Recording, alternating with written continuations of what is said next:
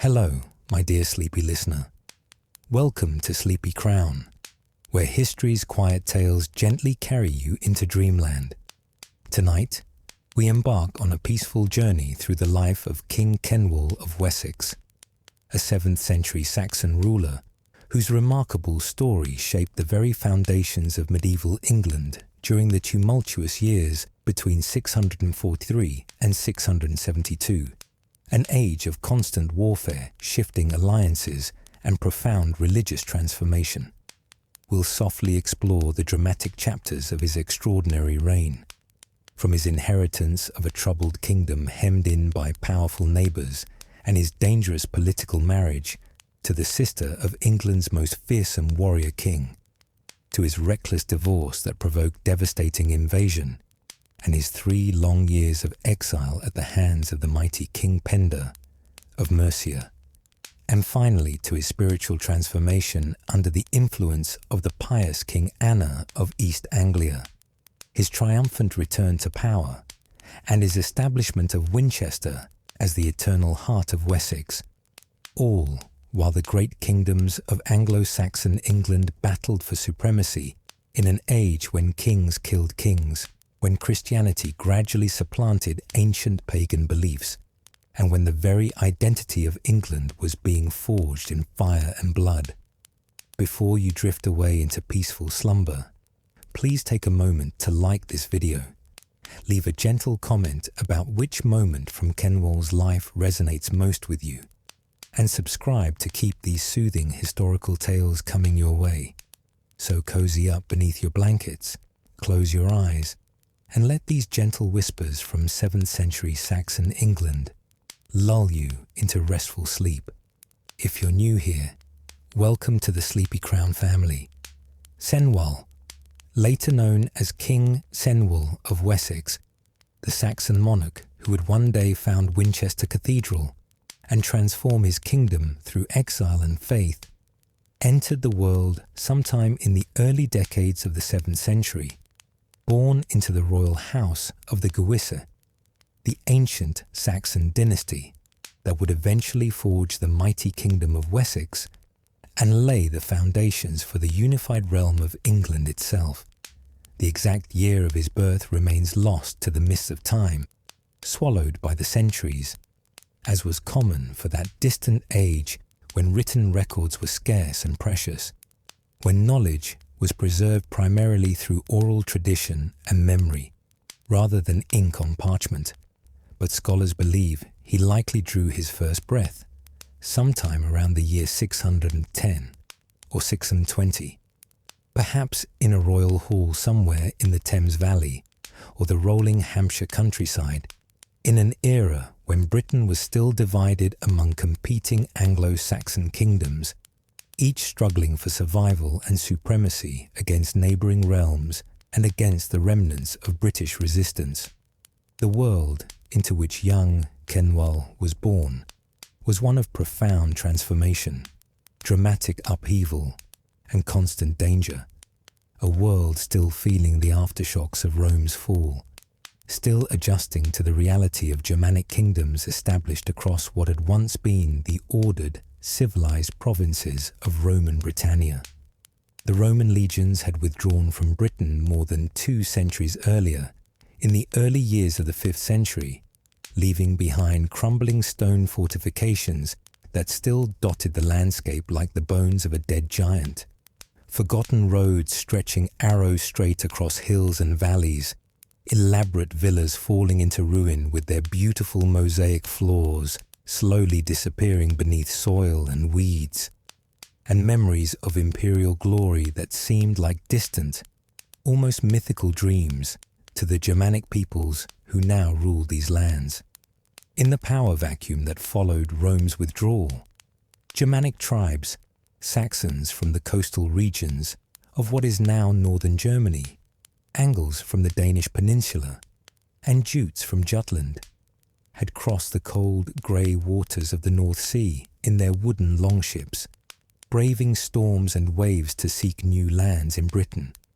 What had begun as mercenary service for British rulers or opportunistic raids on wealthy coastal settlements had gradually transformed into permanent settlement and conquest. Generation by generation, these Germanic peoples had pushed inland from their initial coastal footholds, fighting against British resistance, establishing kingdoms, clearing forests for farmland, building their timber halls and villages, and creating a new Germanic culture in Britain that blended their ancestral traditions with elements borrowed from the Romano-British population they conquered or absorbed. By the time of Cenwalh's birth, these Anglo-Saxon kingdoms had taken firm and seemingly permanent root in English soil. The Great Heptarchy, the 7 principal kingdoms that dominated the political landscape, had emerged from the chaos of the migration period and settlement era. Northumbria in the distant north, stretching from the Humber River up to the Scottish borders, with its wild moors, its fierce warriors, and its growing reputation for learning and scholarship.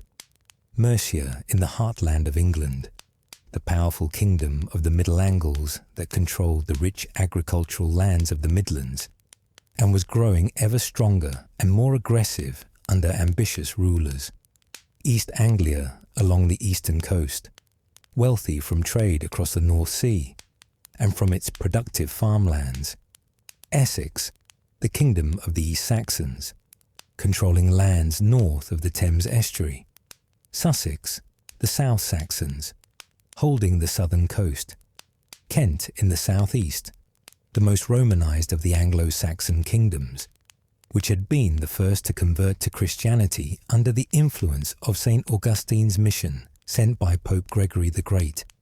And Wessex itself, the kingdom of the West Saxons, stretching across the green valleys and chalk downs of southern England, from Hampshire and Wiltshire through Dorset and into Somerset.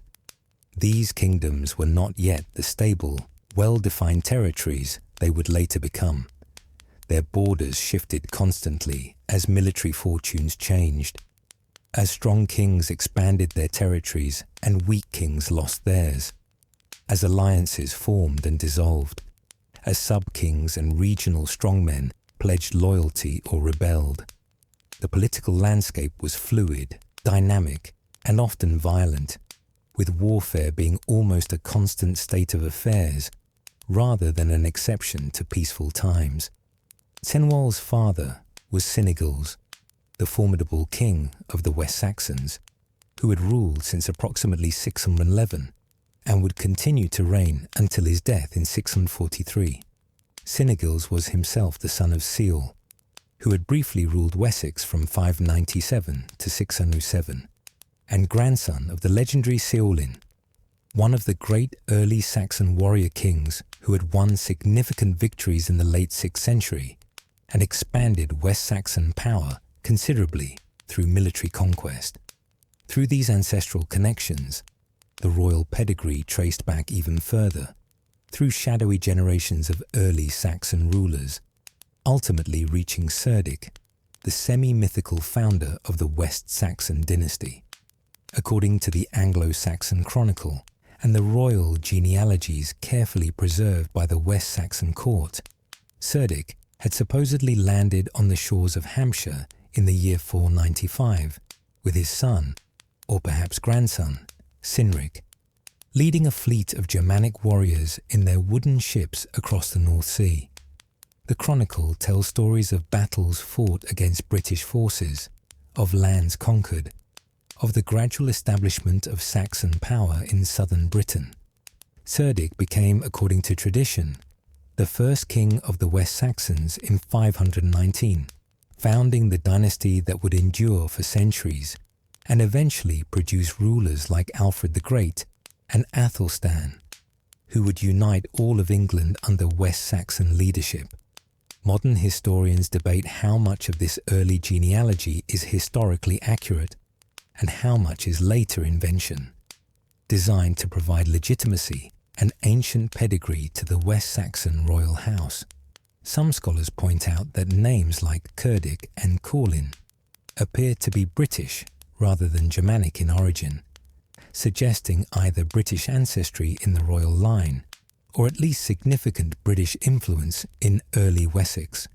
The details of the conquest may have been embellished or even invented to create a founding mythology for the kingdom.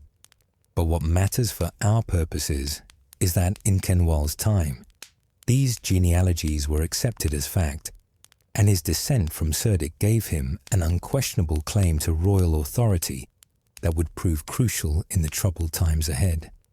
This ancient bloodline connected Cenwalh to the very origins of Saxon power in Britain, giving him not just a claim to the throne, but a sacred connection to the founding heroes of his people.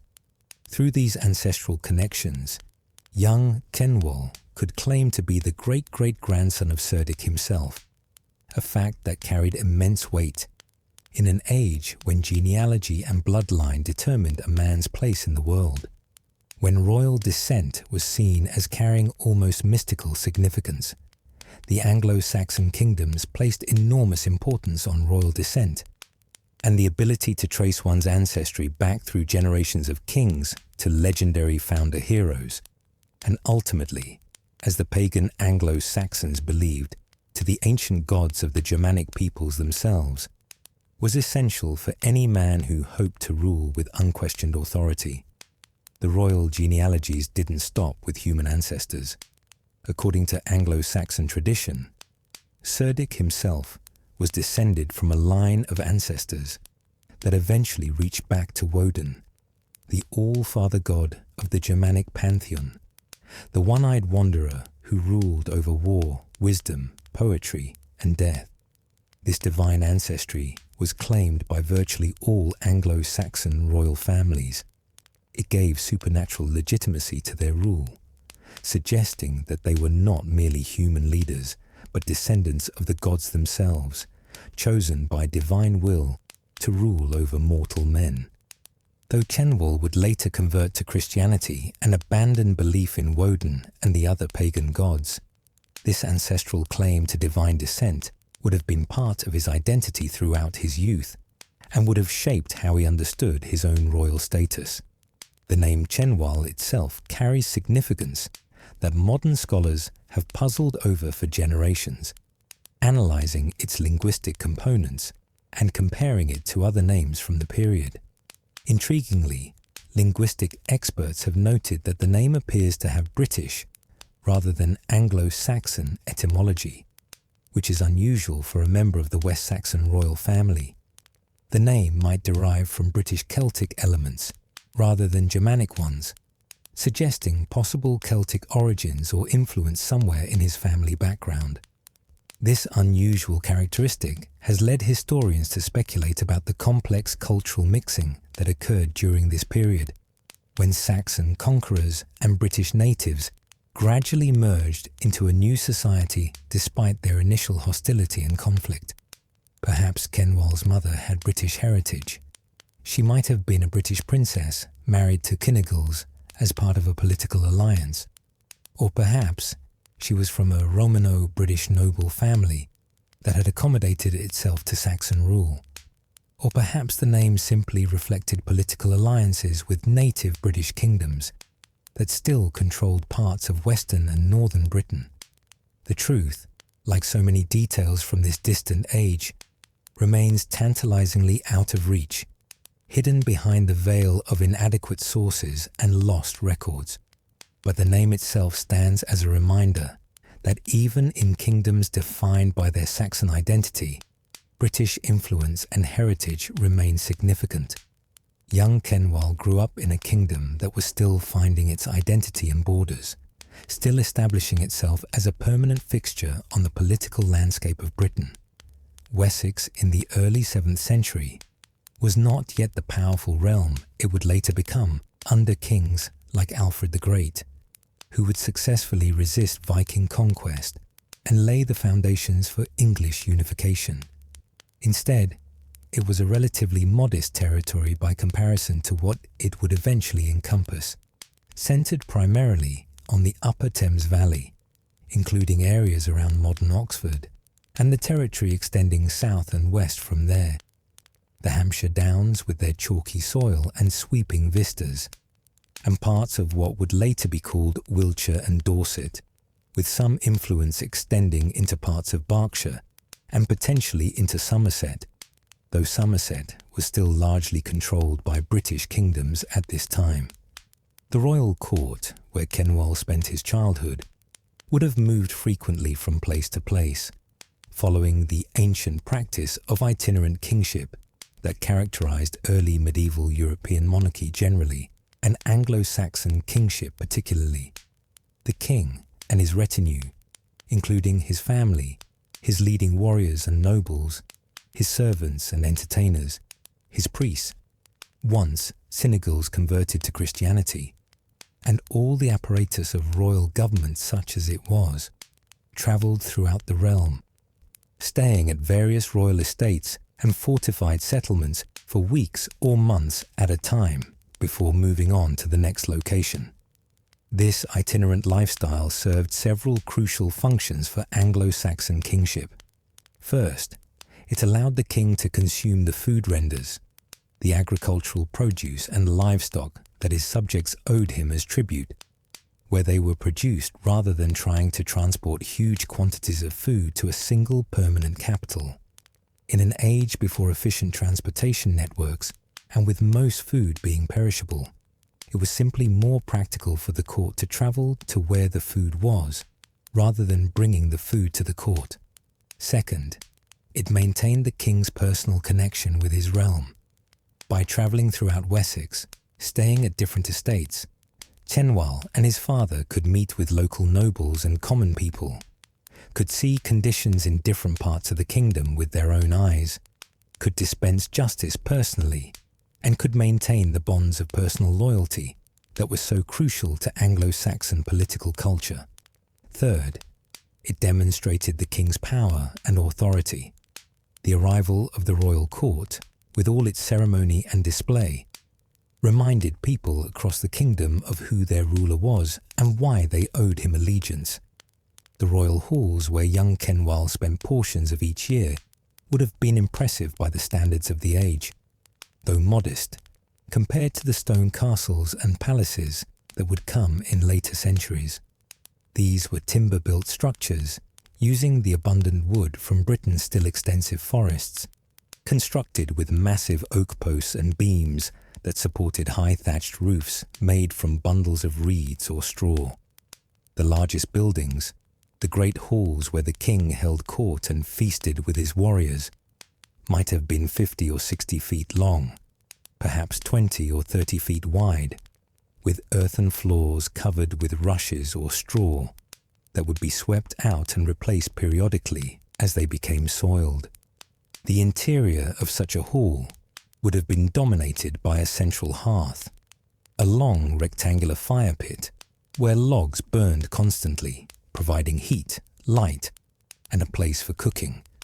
The smoke would rise up through the roof, escaping through a hole at the peak or simply seeping through the thatch, giving the interior a perpetually smoky atmosphere that must have stung the eyes and throat of those who spent time there.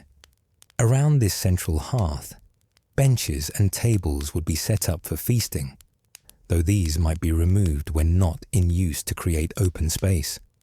The walls would be hung with tapestries or painted cloths if the king was wealthy enough to afford them, both for decoration and to help insulate against cold drafts that would whistle through gaps in the timber walls. Shields bearing the symbols of warrior lineages, swords and spears, perhaps helmets and mail shirts if the warriors could afford such expensive armor, would be hung on the walls or stored in chests when not in use. Cattle horns for drinking mead and ale, wooden cups and bowls, metal plates and utensils if available. All the paraphernalia of aristocratic life would fill the hall. At one end of the hall, the king would have his high seat, an elaborate chair probably decorated with carvings and possibly gilded or painted, elevated slightly above the floor level to emphasize his superior status. His leading warriors, his gesithas or thens, the noblemen who formed his military retinue and his advisory council, would sit closest to the king, with lesser warriors and servants occupying positions further from the seat of honour. The entire spatial arrangement of the hall reflected the social hierarchy, with proximity to the king indicating status and honour. As the son of the king, young Cenwalh would have occupied a place of highest honour in this hall, sitting near his father, being served choice portions of meat from the hunt or from slaughtered livestock, drinking mead and ale from fine vessels, listening to the conversations of warriors and nobles, absorbing the culture of the warrior aristocracy into which he was born. This was his world, these timber halls with their smoke and noise and constant activity, these feasts where men ate roasted meat and drank until late into the night, where Scops, the Anglo-Saxon bards and court poets, recited traditional poetry celebrating heroic deeds of the past, tales of dragon slayers and treasure hoards, of battles won and enemies vanquished, of loyalty unto death and the eternal pursuit of glory and fame. The Anglo-Saxon warrior culture in which Cenwalh was raised emphasized certain values above all others: personal courage in battle, unwavering loyalty to one's lord and kinsman, generosity in sharing wealth and spoils with one's followers, the pursuit of fame and reputation that would survive death, and the sacred duty of vengeance to avenge wrongs done to oneself or one's kin. These values were celebrated in poetry and song, taught to young warriors from childhood, and demonstrated constantly in the behaviour of the warrior elite. As the son of the king, young Cenwalh would have been trained in the warrior arts from an early age, probably beginning serious training around age 7 or 8, if we follow patterns known from later medieval childhood education.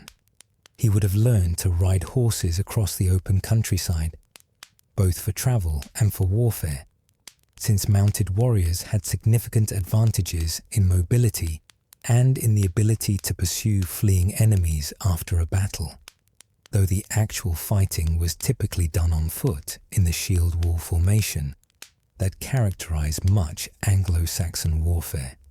He would have been trained with weapons, starting perhaps with wooden practice swords and gradually progressing to real blades as he grew older and stronger.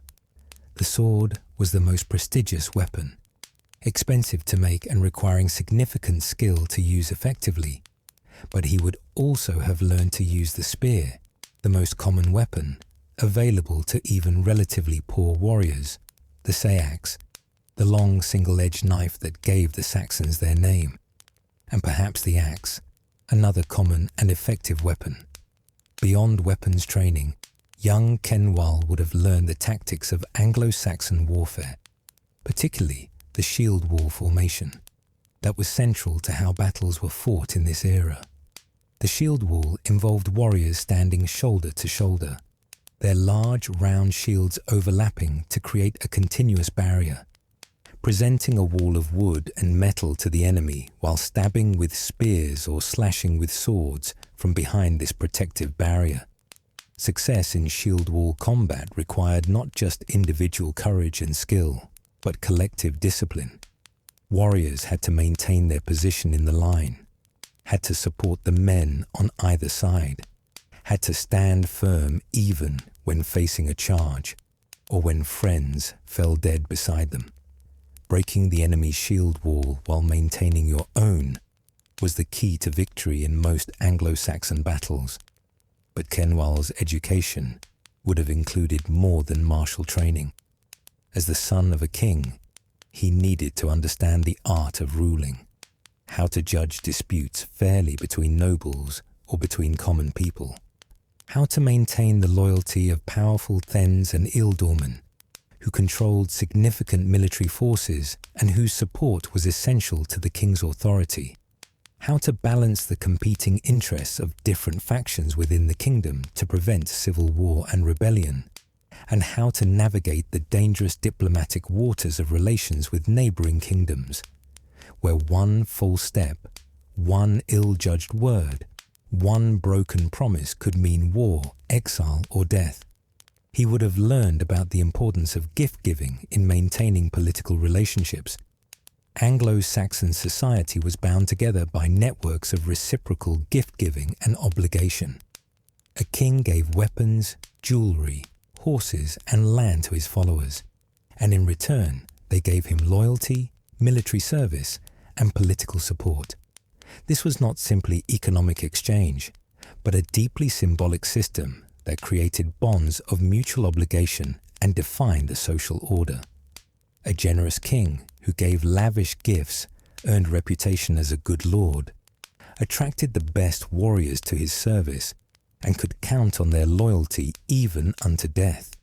A stingy king who hoarded treasure rather than distributing it would find his followers deserting him, as warriors sought more generous lords who would reward their service appropriately.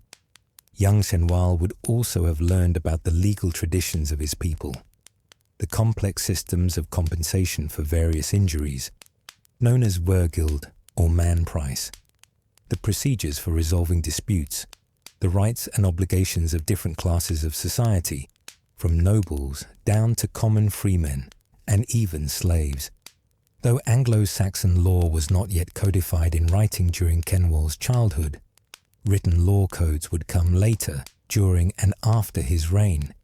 The traditions were well known and carefully preserved through oral transmission and practice. The religious landscape of Cenwalh's youth was one of dramatic change and uncertainty, a time when old beliefs and new ones competed for the souls and loyalties of the Anglo-Saxon peoples.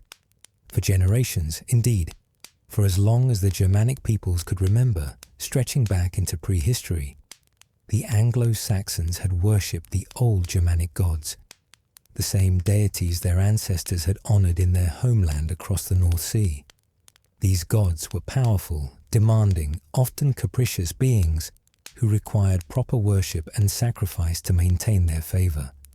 Chief among these deities was Woden, known in later Norse mythology as Odin, the All-Father, god of war, wisdom, poetry, magic, and death. Woden was believed to wander the earth in disguise, testing mortals, gathering the souls of fallen warriors to his hall in the afterlife, where they would feast and fight until the end of the world. Kings claimed descent from Woden, and warriors called upon him before battle. Thuna, known in Norse mythology as Thor, was the thunder god, the mighty wielder of the hammer who protected both gods and humans from the forces of chaos and destruction, who brought rain for the crops, but also lightning and storms. Frigg in Norse, was the goddess of love, fertility, and domestic life, honoured by women seeking healthy children and peaceful homes. There were other gods as well.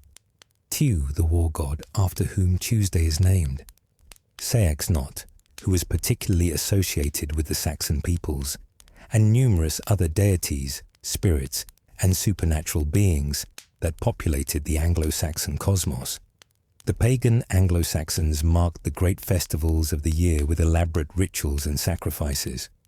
Midwinter, when the sun was weakest and the nights longest, was a time for feasting and sacrifice to ensure the sun's return and the eventual coming of spring.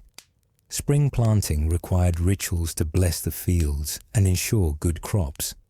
Summer harvest time called for Thanksgiving offerings for the bounty provided.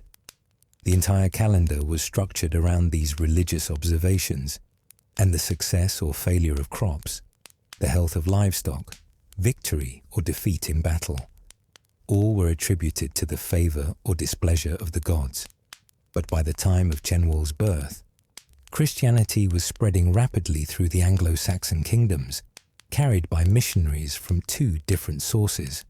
From the south came Roman Christianity, represented by monks and priests trained in the continental European tradition, sent by the Pope in Rome to convert the pagan Anglo-Saxons. St. Augustine had arrived in Kent in 597, sent by Pope Gregory the Great, and had successfully converted King Ethelbert of Kent and many of his people. From Kent, Roman Christianity spread to neighbouring kingdoms.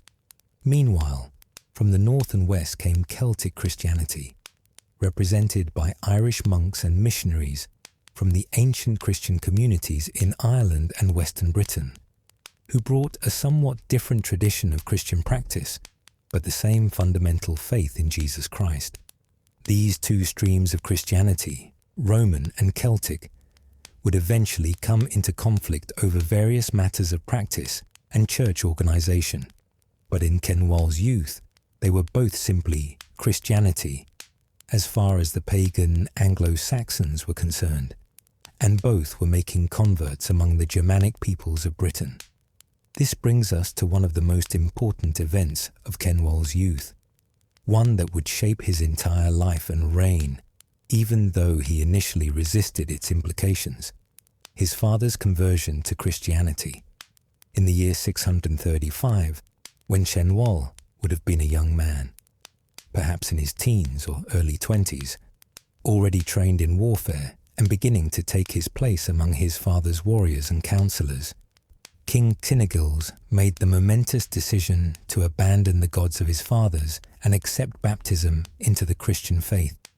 The story of this conversion deserves to be told in detail, for it set the stage for everything that followed in Cenwalh's life, for the conflicts and transformations that would define his reign.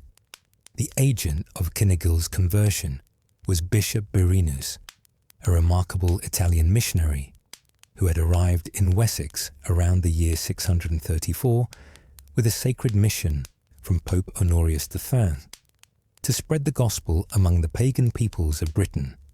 Birinus was a man of learning and dedication, trained in the sophisticated theological traditions of Rome and the Mediterranean world, fluent in Latin, the language of the Church and of scholarship, familiar with the writings of the Church Fathers and with centuries of Christian theology and practice.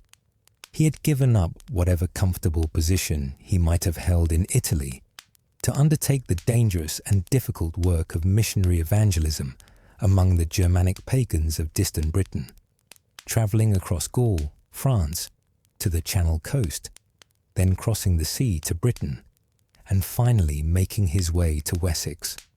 Birinus had originally intended to preach in the more remote parts of Britain, in areas where Christianity had not yet reached, but finding the West Saxons still largely pagan, despite being in relatively accessible territory in southern England, he decided to begin his evangelical work there instead. The logic was sound.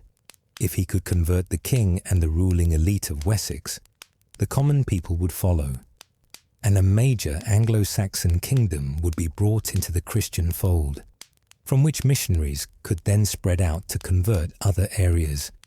Birinus established his episcopal seat at Dorchester-on-Thames, a strategic location in the upper Thames Valley that had once been a significant Roman town. The Romans had called it Dorotina. The site still retained some Roman buildings or their ruins, and its position on the Thames made it accessible and important. From this base, Birinus began the patient, careful work of converting the Saxon nobility, understanding that Anglo-Saxon society was hierarchical and that converting the king and his leading men was the key to converting the kingdom. His opportunity came when King Cenwalh agreed to receive instruction in the Christian faith. What motivated Cenwalh to do this? Certainly spiritual factors may have played a role. Perhaps he had heard Christian teaching and found it compelling. Perhaps he had met Christian Anglo-Saxons from other kingdoms and been impressed by their devotion. Perhaps he had questions about life and death that the old pagan answers no longer satisfied. But political considerations were certainly also important. By the 630s, most of the major Anglo-Saxon kingdoms had at least officially converted to Christianity. Northumbria, under King Edwin, had converted in 627. Kent had been Christian since the late 6th century. East Anglia was in the process of conversion. Even parts of Mercia, though King Penda remained defiantly pagan, had Christian influences. Cenwalh may have felt that Wessex was falling behind. that remaining pagan isolated his kingdom from the mainstream of Anglo-Saxon political culture, that conversion would bring diplomatic and political advantages. And indeed, the baptism of Cynwalh took place at Dorchester in 635, with enormous political symbolism and significance, conducted by Bishop Birinus with great ceremony and solemnity. But this was not simply a personal spiritual event, or even just a royal conversion. It was a profound political moment that aligned Wessex with the growing community of Christian kingdoms and opened new diplomatic possibilities. Significantly, Cynwalh's godfather at his baptism, the sponsor who stood for him, vouched for his sincerity, and agreed to guide him in the Christian faith, was none other than King Oswald of Northumbria, one of the most powerful and prestigious rulers in all of Britain. Let us pause for a moment to appreciate the significance of this. King Oswald of Northumbria, travelling all the way from distant Northumbria to Dorchester-on-Thames to stand as godfather for King Cenwalh of Wessex, was making a profound political statement. In the Christian tradition, the relationship between godparent and godchild was considered nearly as close as that between actual parent and child, creating spiritual kinship and mutual obligations. By standing as Cynwalh's godfather, Oswald was declaring that he considered Wessex an ally, that he would support and protect the West Saxon kingdom, that bonds of spiritual kinship now reinforced bonds of political alliance. This alliance was further strengthened through a marriage connection. King Oswald married Cenwalh's sister Seaxburh, creating a family bond between the two royal houses that complemented the spiritual kinship established through the baptism. For Wessex, which was threatened by the growing power of Mercia to the north, this Northumbrian alliance offered vital protection and political support. Northumbria was a major power, strong enough to stand up to Mercia, and having Northumbria as an ally meant that Wessex was not alone in facing Mercian aggression. The young Cenwalh, witnessing these events, the solemn ceremony of his father's baptism, the presence of the great King Oswald, the alliance being forged between Wessex and Northumbria, his sister's marriage to the Northumbrian king, saw firsthand how religion and politics intertwined in the complex world of 7th century kingship, how spiritual decisions had profound political consequences, how the new Christian faith was reshaping the political landscape of Anglo-Saxon England. But here, we encounter one of the great mysteries and contradictions of Cenwalh's early life, a puzzle that has intrigued historians for generations. Despite his father's dramatic conversion and the establishment of Christianity as the royal religion of Wessex, despite the baptism ceremony performed by Bishop Birinus with King Oswald as sponsor, despite the clear political advantages that Christianity offered and the pressure to conform to the new religious order, Cenwalh himself did not immediately embrace the new faith. The sources tell us clearly, unambiguously, that he remained pagan, holding fast to the old gods even as his father promoted Christianity throughout the kingdom. Even as the new religion became fashionable and widespread among the West Saxon nobility, this resistance to conversion would have profound consequences for his future. Why did Cenwalh reject his father's faith when so many others were converting? The sources do not tell us directly his motivations or thoughts, but we can imagine several possible reasons based on what we know of Anglo-Saxon culture and psychology, based on comparable situations elsewhere, and based on simple human nature. Perhaps he felt strong attachment to the traditional religion of his ancestors, to the gods who had supposedly granted victory to his forebears in their conquest of Britain, to the religious traditions and festivals and practices he had known since childhood. Abandoning Woden and Thunor might have felt like betraying his ancestors, like cutting himself off from his heritage, like rejecting his identity as a Saxon. Perhaps he resented the foreign influence of Mediterranean Christianity, seeing it as alien to Saxon culture and traditions, imposed by Italian missionaries who didn't understand Germanic ways. Christianity brought new customs, new holy days, new moral teachings that sometimes conflicted with traditional warrior values.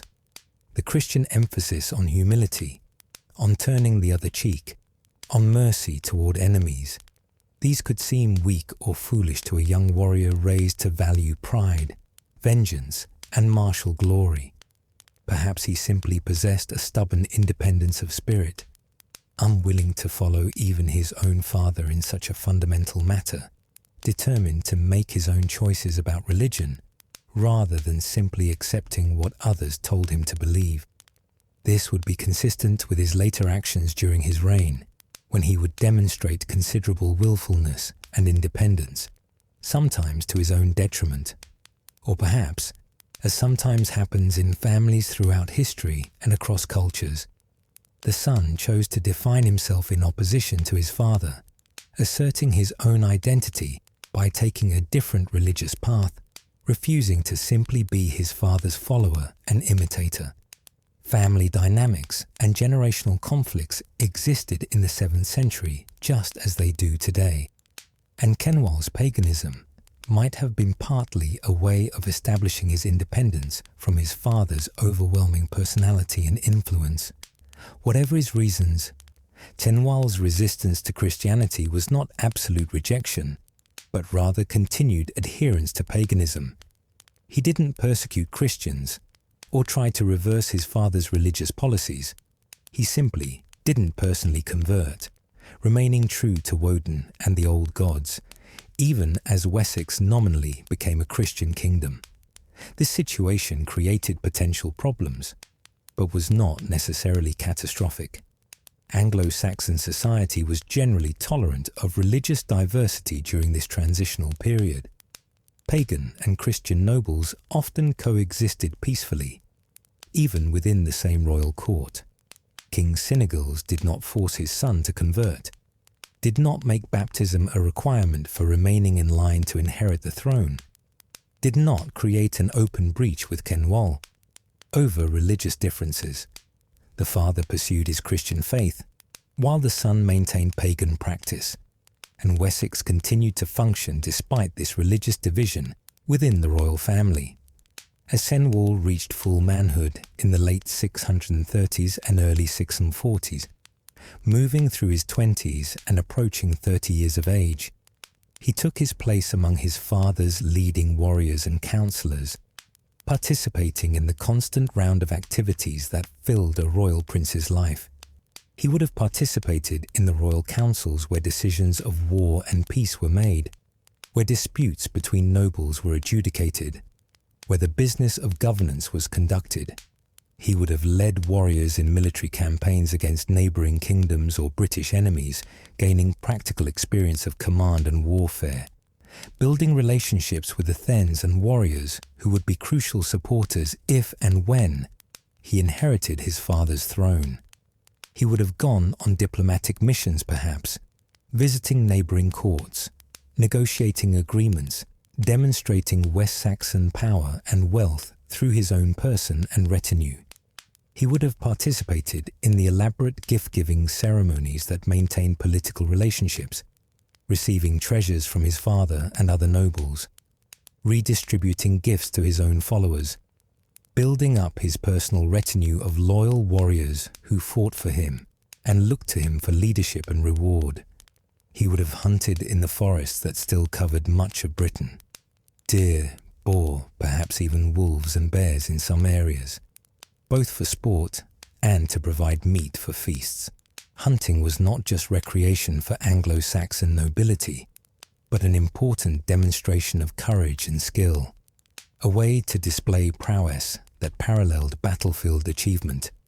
A successful hunter was seen as possessing the same qualities needed in a warrior: courage, skill, strength, strategic thinking. He would have attended elaborate feasts in his father's great halls, drinking mead and ale, eating roasted meat, listening to Scops recite poetry, celebrating ancient heroes and recent victories, participating in the boasts and contests and gift-giving that characterized these social occasions. The feast was central to Anglo-Saxon aristocratic culture. It was where social bonds were created and reinforced, where political alliances were cemented, where the culture's values were expressed and celebrated. The kingdom that Cynigal's ruled, and that Cenwalh would one day inherit, faced constant challenges from neighbouring powers during these years of Cenwalh's young adulthood. The political situation in Anglo-Saxon England during the 630s and early 640s was complex and dangerous, with several major kingdoms competing for dominance and supremacy. Let us take a moment to understand this larger political context, for it would profoundly shape Cenwalh's reign when his turn came to rule. To the north and east of Wessex, the Kingdom of Mercia was growing increasingly aggressive and expansionist under its formidable king, Penda. Let us speak of this Penda now, for he would become the defining antagonist of Cenwalh's life, the enemy whose actions would drive Cenwalh into exile, and whose death would finally free Wessex from constant threat. Penda had become king of Mercia around 626, and by the 640s he had established himself as perhaps the most formidable warrior king in all of Anglo-Saxon England, a military genius and relentless aggressor whose ambitions seemed to have no limits. Penda was a pagan, like Cenwalh, but where Cenwalh's paganism seems to have been somewhat passive resistance to conversion, Penda's paganism was active and militant. He rejected Christianity even as it spread through other kingdoms, maintained worship of the old gods throughout his reign, and showed particular hostility toward Christian kings who threatened his power. He seems to have seen Christianity not just as a religious choice, but as a political force that could unite his enemies against him, and he acted accordingly to prevent Christian kingdoms from becoming too powerful. By the early 640s, Penda's record of military success was extraordinary and terrifying, spreading fear throughout neighbouring kingdoms. In 632 or 633, he had allied with Cadwallon ap Cadfan, the British King of Gwynedd in Wales, demonstrating his willingness to work with anyone, even the British enemies of the Anglo-Saxons, if it served his purposes. Together, this unlikely alliance of pagan Saxon king and Christian British king invaded the mighty kingdom of Northumbria and fought the Battle of Hatfield Chase. The result was a crushing victory for the alliance. King Edwin of Northumbria, one of the most powerful and prestigious kings in all of England, was killed in the battle, his head struck off and presumably displayed as a trophy. Edwin's army was shattered, his kingdom thrown into chaos. This victory established Penda as a major force in English politics and showed that even the mightiest kingdoms could fall before Mercian arms. The killing didn't stop there. In the following years, Penda turned his attention to East Anglia, the wealthy kingdom along England's eastern coast. Around 635 or 636, Penda's armies invaded East Anglia and defeated its forces in battle. King Sigebert and Ecgric of East Anglia were both killed, continuing Penda's grim pattern of killing rival kings in battle rather than simply defeating them and accepting their submission. East Anglia, which had been prosperous and stable under these rulers, was devastated by the Mercian assault, its wealth plundered, its political structure damaged. These killings demonstrated Penda's willingness to use extreme violence to achieve his aims and to eliminate rival kings who stood in his way rather than trying to incorporate them into some broader system of overlordship. For Wessex and for Cynigal's and the young Cenwalh, the rise of Mercian power under Penda was deeply threatening. Mercia's territories stretched across central England, and Mercian expansion could potentially come south toward Wessex at any time. The alliance with Northumbria provided some counterbalance to Mercian power, but that alliance was tested in 642, when Penda achieved perhaps his most significant victory. In 642, just 1 year before Cenwalh would inherit the throne of Wessex, Penda fought and won the Battle of Maserfield against King Oswald of Northumbria. This battle, probably fought at or near Oswestry in Shropshire, was another decisive Mercian victory. King Oswald, Cynegils' godfather, Cenwalh's brother-in-law, through his marriage to Cyneburh, the protector and ally of Wessex, was killed in the fighting. Penda ordered Oswald's body dismembered, his head and limbs displayed on stakes as pagan offerings to Woden. This brutal treatment of a Christian king's corpse shocked contemporaries throughout Christian Anglo-Saxon England and added to Penda's fearsome reputation. The death of Oswald was particularly significant for Wessex and for Cenwalh personally. Oswald had been more than just an ally. He had been Cynegils' godfather, standing for him at his baptism, accepting spiritual responsibility for the West Saxon king's Christian faith. He had been Cenwalh's brother-in-law, married to his sister. The bonds of godparentage and marriage had made Oswald, in some sense, family to the West Saxon royal house. Now he was dead, killed by Penda, and those bonds of protection and alliance were severed. Moreover, Oswald's death led to the fragmentation of Northumbrian power. Northumbria split between its two original component kingdoms. Deira in the south, which chose its own king, Oswin, and Bernicia in the north, which accepted Oswald's brother Oswy as ruler. This division meant that Northumbria was no longer the unified, powerful kingdom it had been, no longer able to provide effective protection or support to distant allies like Wessex. Cenwalh and his father suddenly found themselves much more isolated and vulnerable, without the powerful protector they had counted on. This, then, was the situation when young Cenwalh, probably in his early 20s, was married to one of King Penda's sisters as part of a desperate attempt to manage the Mercian threat through alliance rather than confrontation. The exact timing is uncertain. It might have been before Oswald's death, arranged while Cynegils was still alive, or it might have been after Oswald died, arranged specifically to compensate for the loss of Northumbrian protection. But whenever it occurred, this marriage alliance would become the defining event of Cenwalh's early reign and the source of consequences that would reshape his entire life. Before we continue with that story, let us rest here for a moment, dear listener. Let the images from 7th century Wessex wash over you.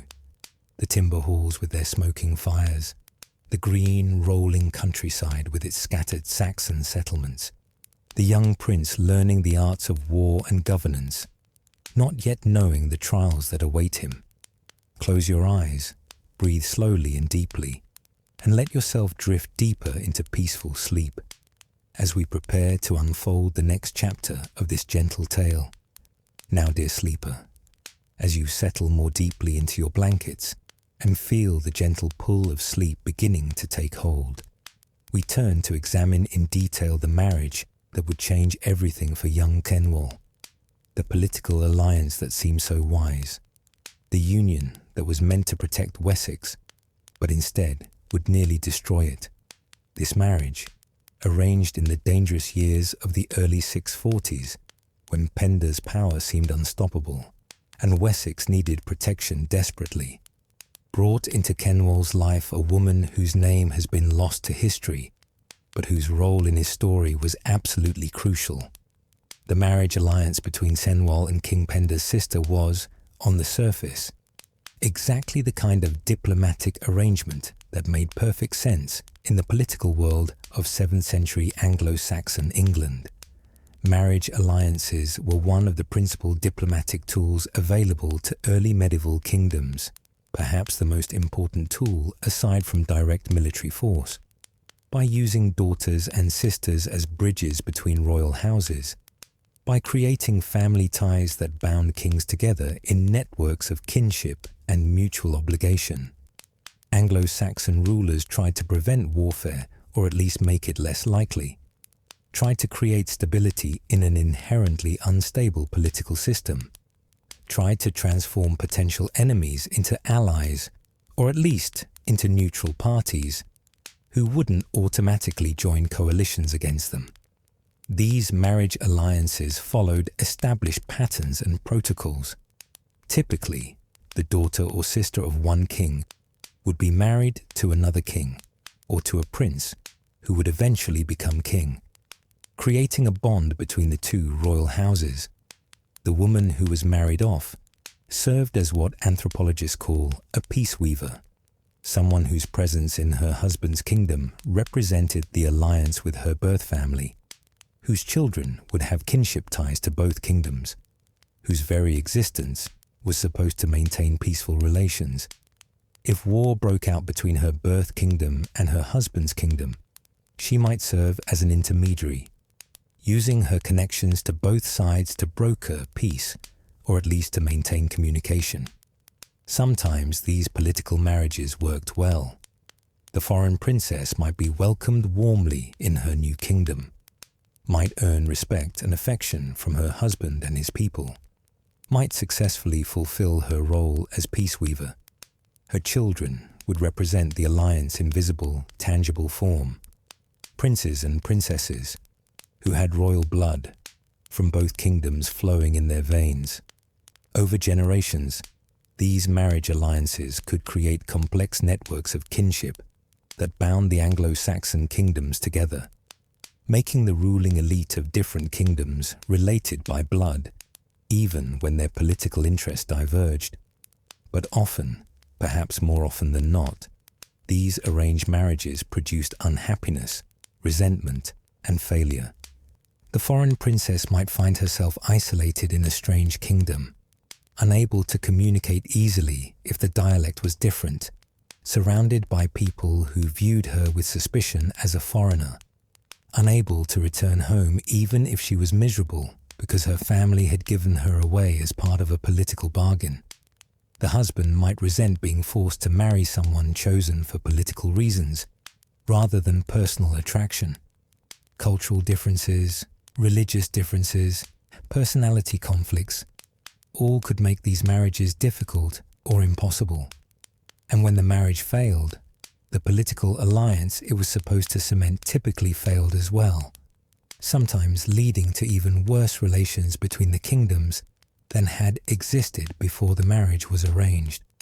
The woman Cenwalh married, the sister of King Penda, whose name the sources frustratingly failed to record, came from one of the most powerful families in Anglo-Saxon England.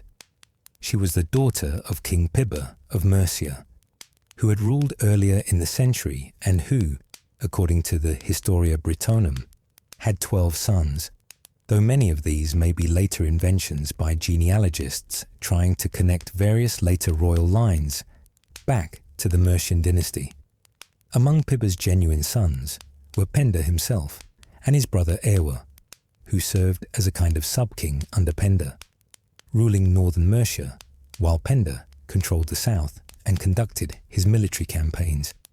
Growing up as a Mercian princess, Penda's sister would have lived in the great royal halls of Mercia, perhaps at Tamworth, which was one of the principal Mercian royal centres, or at Repton, another important site, or at one of the other locations where the Mercian court maintained residences. She would have been surrounded by the wealth and power of Mercia, which by the 640s was probably the richest and certainly the most militarily powerful of the Anglo-Saxon kingdoms. Mercia controlled extensive agricultural lands in the English Midlands, dominated important trade routes, and extracted tribute from client kingdoms and conquered territories. The Mercian royal court would have been impressive by the standards of the age, filled with warriors wearing fine armour and carrying expensive weapons, with nobles dressed in colourful clothing decorated with gold and silver jewellery, with priests and advisors and all the paraphernalia of royal power. She would have known her brother Penda's reputation as a fearsome warrior and ruthless conqueror. She would have heard the stories of his victories, of the kings he had killed, of the territories he had conquered. she would have understood that she was sister to perhaps the most powerful man in Anglo-Saxon England, and that this relationship gave her status and importance even in a society that generally subordinated women to male authority. Then, as part of a diplomatic arrangement negotiated between Penda and Cynegils, or possibly between Penda and Cenwalh himself, if the marriage occurred after Cynegils' death, she was sent to Wessex to marry the young prince or newly crowned king of the West Saxons. We can imagine the scene of her departure from Mercia, the formal farewells, the gifts given to accompany her to her new home, the escort of Mercian warriors and nobles who would travel with her to Wessex to witness the wedding ceremony, and then return to report to Penda that the alliance had been properly sealed. She would have known that she might never see her family or homeland again, that she was being sent away forever to live among strangers in a kingdom that had every reason to fear and resent Mercian power. The journey from Mercia to Wessex would have taken days, following Roman roads where they still existed, or travelling cross-country where necessary, fording rivers, passing through forests, stopping at night at whatever settlements could provide accommodation for a royal party. Eventually, the travelling party would have reached one of the West Saxon royal estates, perhaps somewhere in the Thames Valley, perhaps in Hampshire, wherever King Cynegils and Prince Cenwalh, or King Cenwalh, if this occurred after Cynegils' death, were holding court at the time. The wedding ceremony would have been conducted according to the customs of the time. If this occurred after Cynegils' conversion, but while Cenwalh was still pagan, there might have been tension about whether to use Christian or pagan rituals, or perhaps some compromise combining elements of both to satisfy different parties. There would have been elaborate feasting lasting for days, with whole cattle and pigs roasted over fires, enormous quantities of mead and ale consumed, gifts given by both sides to celebrate and solemnize the union. Cenwalh would have given his new bride valuable gifts, jewelry perhaps, or fine clothing, or silver, to honor her and to demonstrate his wealth and generosity. Her Mercian escort would have given counter-gifts, maintaining the reciprocal nature of Anglo-Saxon social relationships. And then the Mercian party would have departed, returning home to report that the marriage had been accomplished, leaving the new bride behind in Wessex with her husband. She became Queen of the West Saxons, taking her place at Cenwalh's side in the Great Hall, wearing royal finery, receiving the respect and deference due to a king's wife. For a time, we don't know how long, whether months or a year or 2 years, the marriage presumably continued. Perhaps they lived together reasonably peacefully. Perhaps there were tensions from the start. The sources give us no details about this period, no glimpses into their personal relationship, no indication of whether they produced children or not. But something went wrong. Somehow, at some point, whether quickly or gradually we don't know, Cenwalh decided that this marriage was intolerable, that he could not and would not remain married to Penda's sister, that he wanted and needed to end this union regardless of the political consequences. The sources speak clearly but briefly about this momentous decision. The Venerable Bede, writing decades later in his ecclesiastical history of the English people, tells us that Cenwalh put away the sister of Penda, king of the Mercians, whom he had married, and took another wife. These simple words, perhaps a dozen in the original Latin, describe an action that would unleash a storm of consequences and forever alter the course of Cenwalh's life and Wessex's history. What led Cenwalh to make this decision?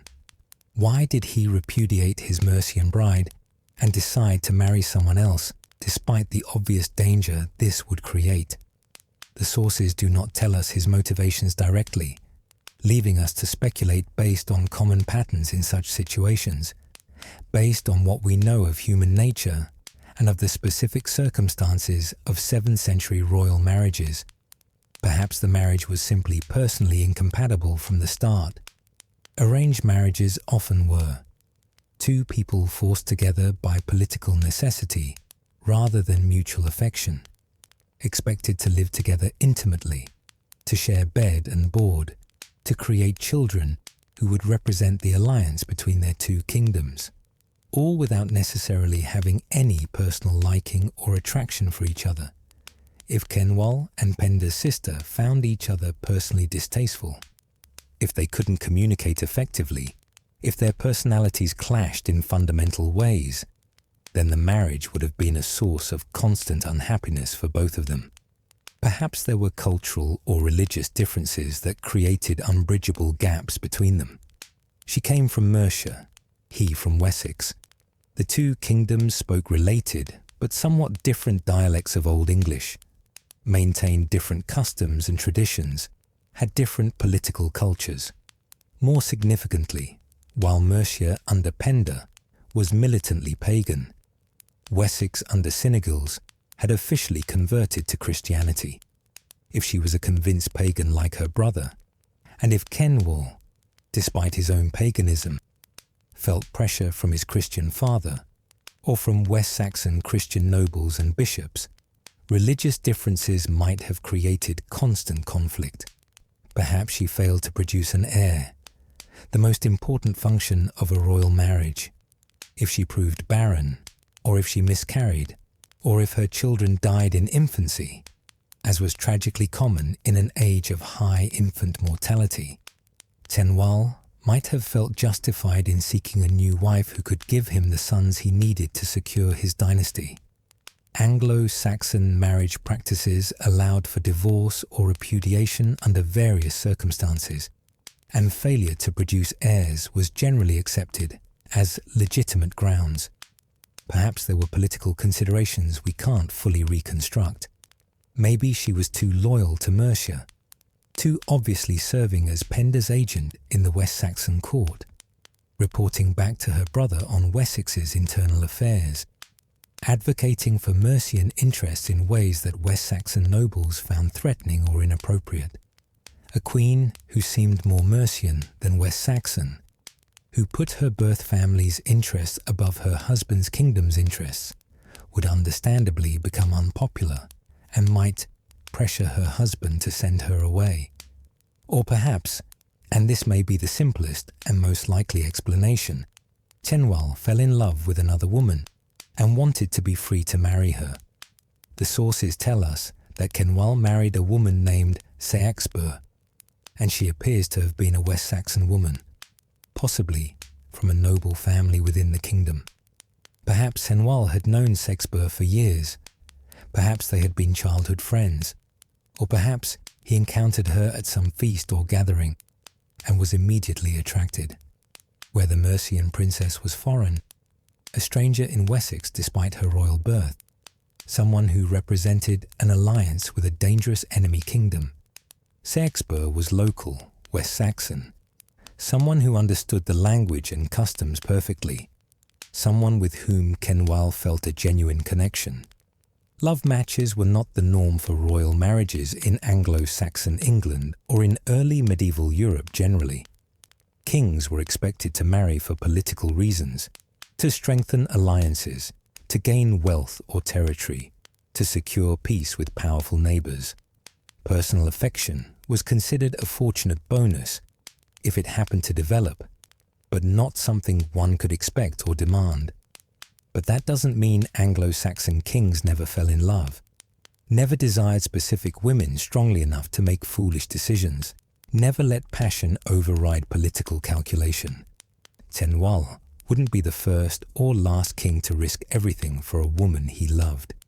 Whatever his specific reasons, and probably multiple factors combined rather than just one single cause, Cenwalh made his decision. He would end his marriage to Penda's sister and marry Seaxburh instead. This decision showed several aspects of Cenwalh's character that would recur throughout his reign. It demonstrated independence and willfulness. He was determined to make his own choice in marriage. rather than be bound by arrangements made for political purposes, determined to follow his own desires even if they conflicted with what was politically prudent. It showed passion and strong emotion. He wanted Seaxburh strongly enough to risk the consequences of divorcing a Mercian princess. It revealed either remarkable courage or remarkable naivety. Perhaps he genuinely believed he could get away with this, that Penda would accept the insult, that somehow the political fallout could be managed. Or perhaps he simply didn't care about the consequences, didn't stop to calculate what might happen, acted on impulse or emotion without thinking through the implications. The decision also demonstrated something about how Cenwalh viewed his own authority as king. By unilaterally ending his marriage and choosing a new wife without consulting with his nobles or seeking their approval, without worrying about how Penda would react, Cenwalh was asserting that he had the right to make such decisions on his own authority. This was a claim to royal power that would have been contested by many, both by those who thought kings should govern in consultation with their leading nobles, and by those who believed that political marriages, once made, created binding obligations that couldn't simply be set aside when convenient. From a modern perspective, we might sympathize with Cenwalh's desire to choose his own wife, rather than remain in a political marriage to someone he didn't love. The idea of being forced to stay married to someone you find incompatible simply because political expediency requires it seems cruel and unjust. We value personal autonomy, romantic love, individual choice in matters of marriage and intimate relationships.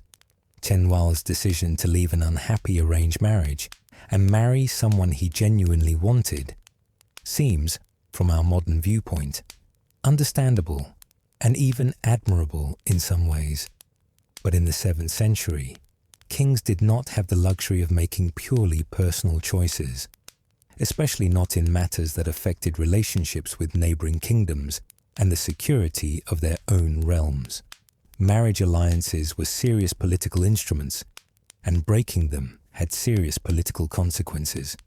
Cenwalh's personal happiness, his desire for Seaxburh, his feelings about his Mercian wife, none of these were supposed to matter when weighed against the political interests of his kingdom and the safety of his people. The Venerable Bede, writing his ecclesiastical history decades after these events, interprets Cenwalh's action as particularly reprehensible from a Christian moral perspective. Bede writes that Cenwalh put away his lawful wife to take another, which he sees as a violation of Christian marriage teaching. In Christian doctrine as it was developing in this period, marriage was increasingly being understood as a sacrament, a sacred bond blessed by God, permanent and indissoluble except in very limited circumstances. Divorce and remarriage while the first spouse was still living was considered adultery, a serious sin. Bede's disapproval of Cenwalh's divorce is clear in how he presents the story. He sees it as wrong, as contrary to Christian teaching, as a sin that brought divine punishment upon the king. Some modern scholars have suggested that Bede's disapproval of the divorce may also have influenced his later portrayal of Cenwalh's second wife, Seaxburh. In Bede's ecclesiastical history, Seaxburh is virtually ignored despite her historically significant achievement of becoming the only female ruler of Wessex.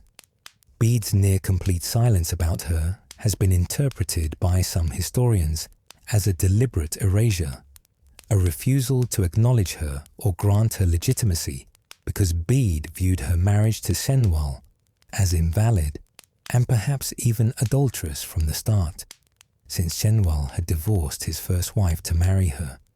But we must remember that at the point when Cenwalh made this decision, probably in 645, within a year or two of his accession to the throne, he was still a pagan. Christian marriage doctrine meant little or nothing to him. He worshipped Woden and Thuna, not Christ.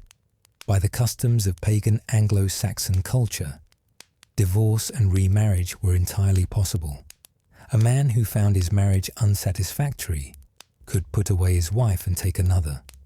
While doing so, to the sister of the most powerful neighbouring king, showed remarkable boldness or foolhardiness. It was not considered morally wrong or sinful by pagan standards.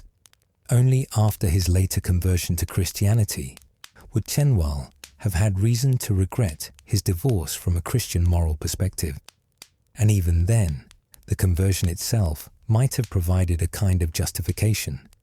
His first marriage had been a pagan marriage, arranged before he knew Christ, and perhaps his conversion marked a clean break from his pagan past, including that pagan marriage. Having made his decision, Cenwalh proceeded with his plan. He formally ended his marriage to Penda's sister. Presumably, there was some kind of public announcement or ceremony, some formal repudiation, though we have no details about how exactly this was done. The Mercian princess was sent back to her brother's court, a profound insult in itself. In Anglo-Saxon culture, to send a wife back to her family was to declare publicly that she was unsuitable, unacceptable, that the marriage had failed. For a royal princess, this was a humiliation that affected not just her personally, but her entire family's honour and reputation. She returned to Mercia bearing the shame of rejection, having failed in her primary purpose as a peaceweaver, her presence now serving as a constant reminder of the insult Cenwalh had delivered to Penda and the Mercian royal house. And then Cenwalh married Seaxburh in her place.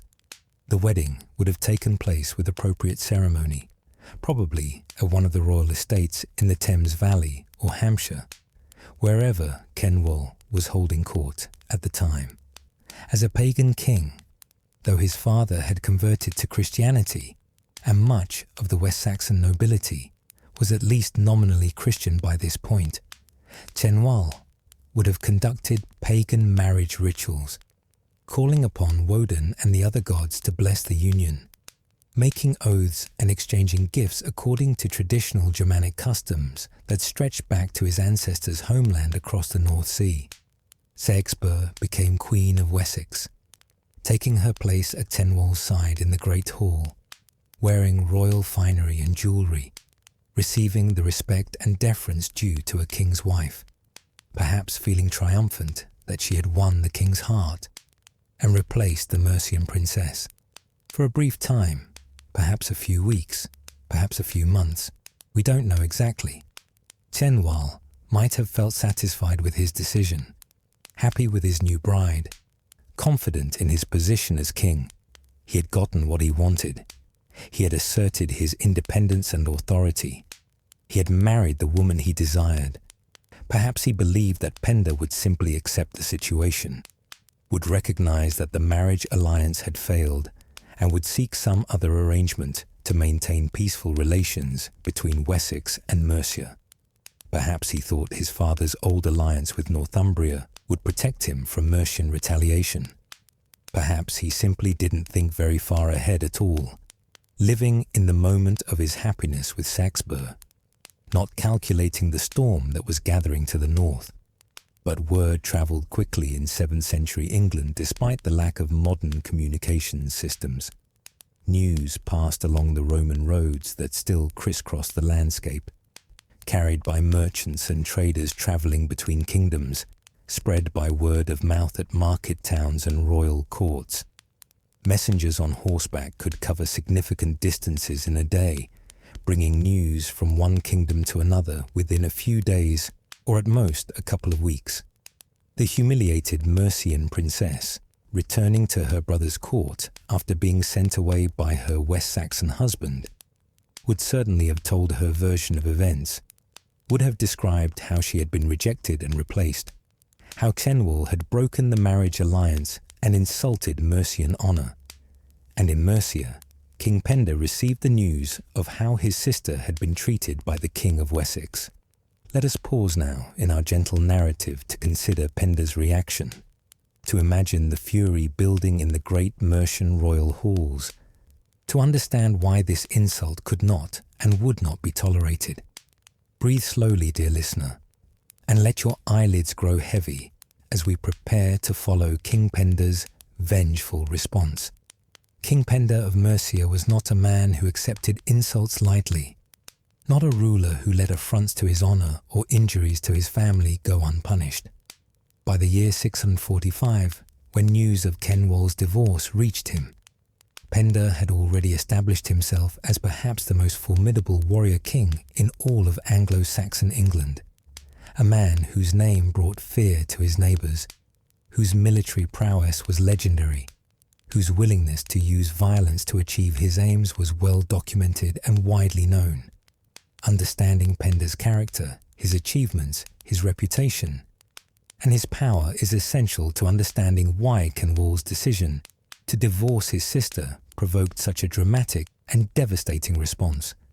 Penda had become King of Mercia around 626, and by 645 he had reigned for nearly 2 decades, building Mercia from merely one kingdom among many into the dominant power in central and eastern England. His achievements during these years were extraordinary by any measure. He had defeated and killed multiple kings in battle: Edwin of Northumbria in 633, Sigebert and Egric of East Anglia around 635-636, Oswald of Northumbria in 642. This record of killing rival monarchs was unprecedented and terrifying. Many kings had lost battles. Many were forced to accept overlordship from stronger neighbours. Many paid tribute or sued for peace when defeated. But to actually kill enemy kings repeatedly, to display their heads and dismembered bodies as trophies, to eliminate entire royal lines through violence, this was extreme even by the standards of the often brutal Anglo-Saxon world. Penda's paganism was not mere conservatism or traditional adherence to the old ways. It was active, militant, and ideological. He rejected Christianity even as it spread through other kingdoms, maintained his loyalty to Woden and the old gods throughout his reign, and showed particular hostility toward Christian kings who threatened his power or represented obstacles to his ambitions.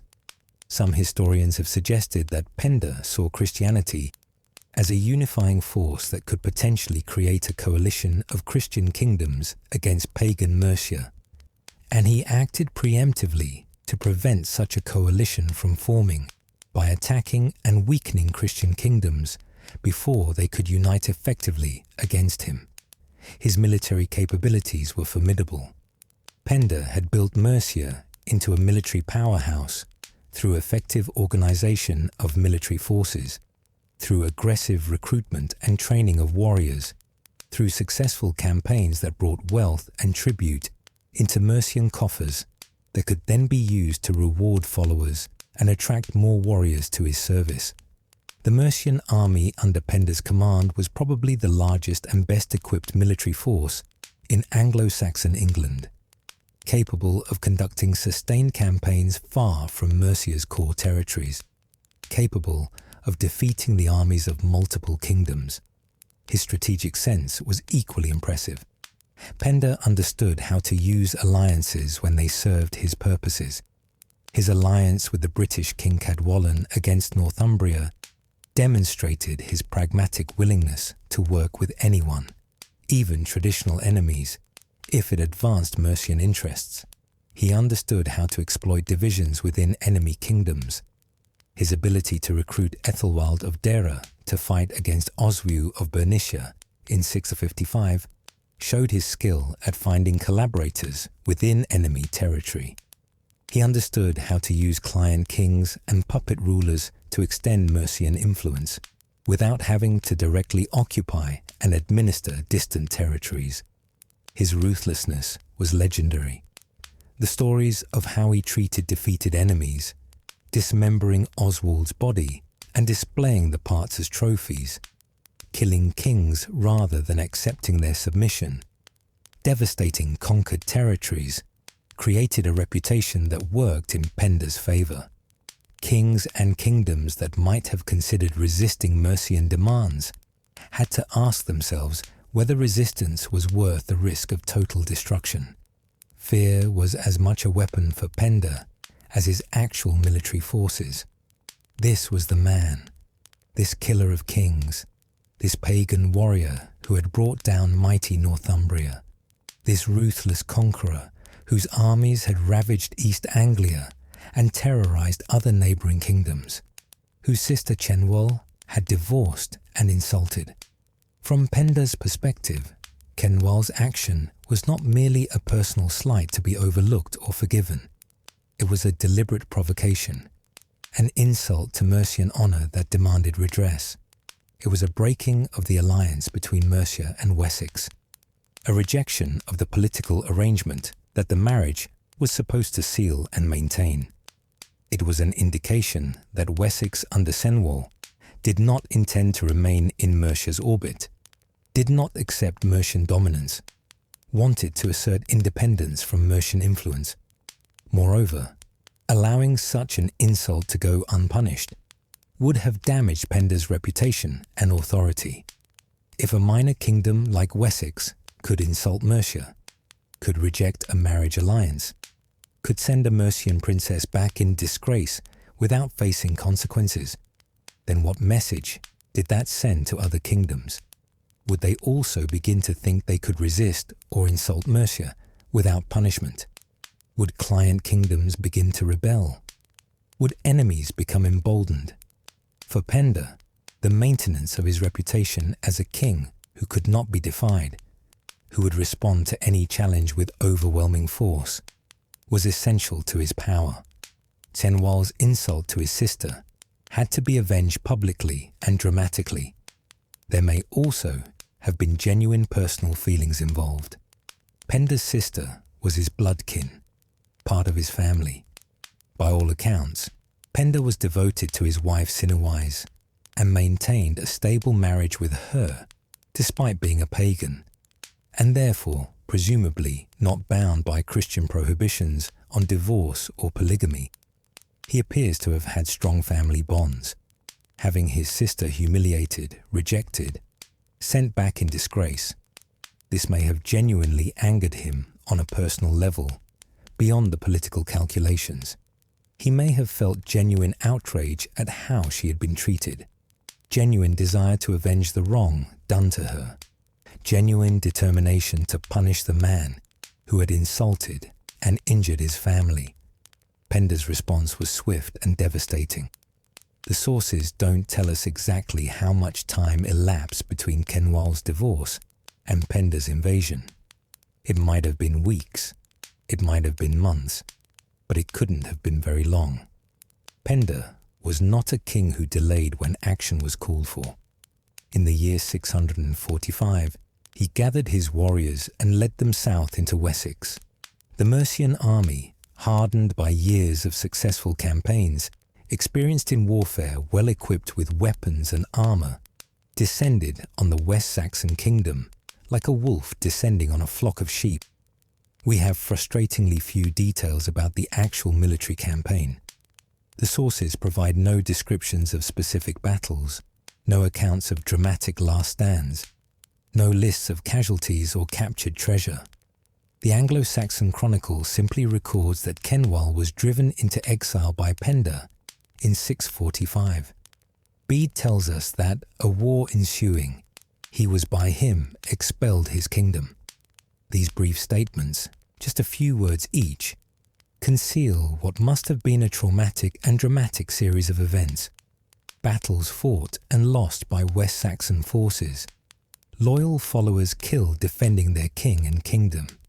The collapse of West Saxon resistance in the face of superior Mercian military power. And finally, the humiliating flight of King Cenwalh himself, abandoning his kingdom to save his own life. Perhaps there was one major battle where the main West Saxon army, led by Cenwalh himself, or by one of his leading ealdormen, met Penda's invading forces and was decisively defeated, the shield walls breaking, warriors fleeing or being cut down as they ran. Perhaps there were multiple smaller engagements as Mercian forces advanced through West Saxon territory, defeating local resistance piecemeal, burning royal halls and settlements, plundering treasures, demonstrating that West Saxon power could not protect its own people. Perhaps some West Saxon nobles, seeing that resistance was futile, submitted to Penda without fighting, opening their gates and offering tribute to save their lands from destruction. However it happened, the outcome was clear and undeniable. Cenwalh was defeated utterly and driven from his kingdom. The sources speak of Cenwalh being expelled from Wessex by Penda, being driven into exile, losing his kingdom entirely. These terms indicate complete defeat, not just a setback or temporary loss of territory. Cenwalh lost everything: his throne, his kingdom, his power, his royal halls, his treasures, his status as king. Everything he had inherited from his father, everything he had possessed just weeks or months earlier, was gone. Imagine the scene as it must have unfolded in those desperate days. King Cenwalh, who had been so confident in his power just a short time before, perhaps still celebrating his marriage to Seaxburh, perhaps enjoying his newfound domestic happiness, suddenly facing the reality of Mercian invasion and his own inability to resist it. Messengers arriving with news of defeats, of Mercian forces advancing, of nobles submitting or fleeing. The realization dawning that he could not hold his kingdom, that Penda's vengeance was unstoppable, that staying meant capture or death. The decision to flee would have been agonizing. A king's duty was to defend his kingdom, to lead his warriors in battle, to stand firm against enemies even unto death. Flight was shameful, a mark of cowardice, an abandonment of his people and his responsibilities. But staying meant certain defeat and possibly death, and a dead king could never hope to reclaim his throne. Flight at least offered the possibility of eventual return. Cenwalh gathered whatever loyal companions still remained to him. A handful of Thens who wouldn't abandon their lord even in catastrophic defeat. A few servants, perhaps some family members. Crucially, we don't know if Seaxburh accompanied him into exile or not. The sources simply don't tell us whether his new wife fled with him or remained in Wessex, or returned to her own family, or what happened to her during this crisis. This frustrating silence leaves us unable to know what became of the woman for whom Cenwalh had risked and lost everything. They would have gathered whatever portable wealth they could carry, gold and silver jewelry, perhaps some weapons and armor, perhaps a few precious items like gospel books if Cynegal's had possessed such things, and fled before the advancing Mercian army. They rode hard for the borders of Wessex, heading east away from Penda's forces, abandoning the royal halls and treasuries, leaving behind the kingdom itself. Where could an exiled king go? Which neighbouring kingdom would dare shelter him when Penda's fury was so clearly directed against him personally? This was the desperate question Cenwalh and his followers must have asked themselves as they fled. Mercia itself was obviously not an option. That was the source of the danger. British kingdoms to the west were unlikely to help a Saxon king, given the long history of hostility between Saxons and Britons. Sussex and Kent to the southeast were relatively small kingdoms, probably too weak and too close to Mercia to risk harbouring Penda's enemy. That left East Anglia to the east as really the only viable option. East Anglia made sense for several reasons. First, it was far enough from Mercia's core territories to offer some protection. Penda would have to march his army significant distances to attack East Anglia, giving warning and time to prepare defences. Second, East Anglia was wealthy enough to support a royal exile and his followers without it being an unbearable burden.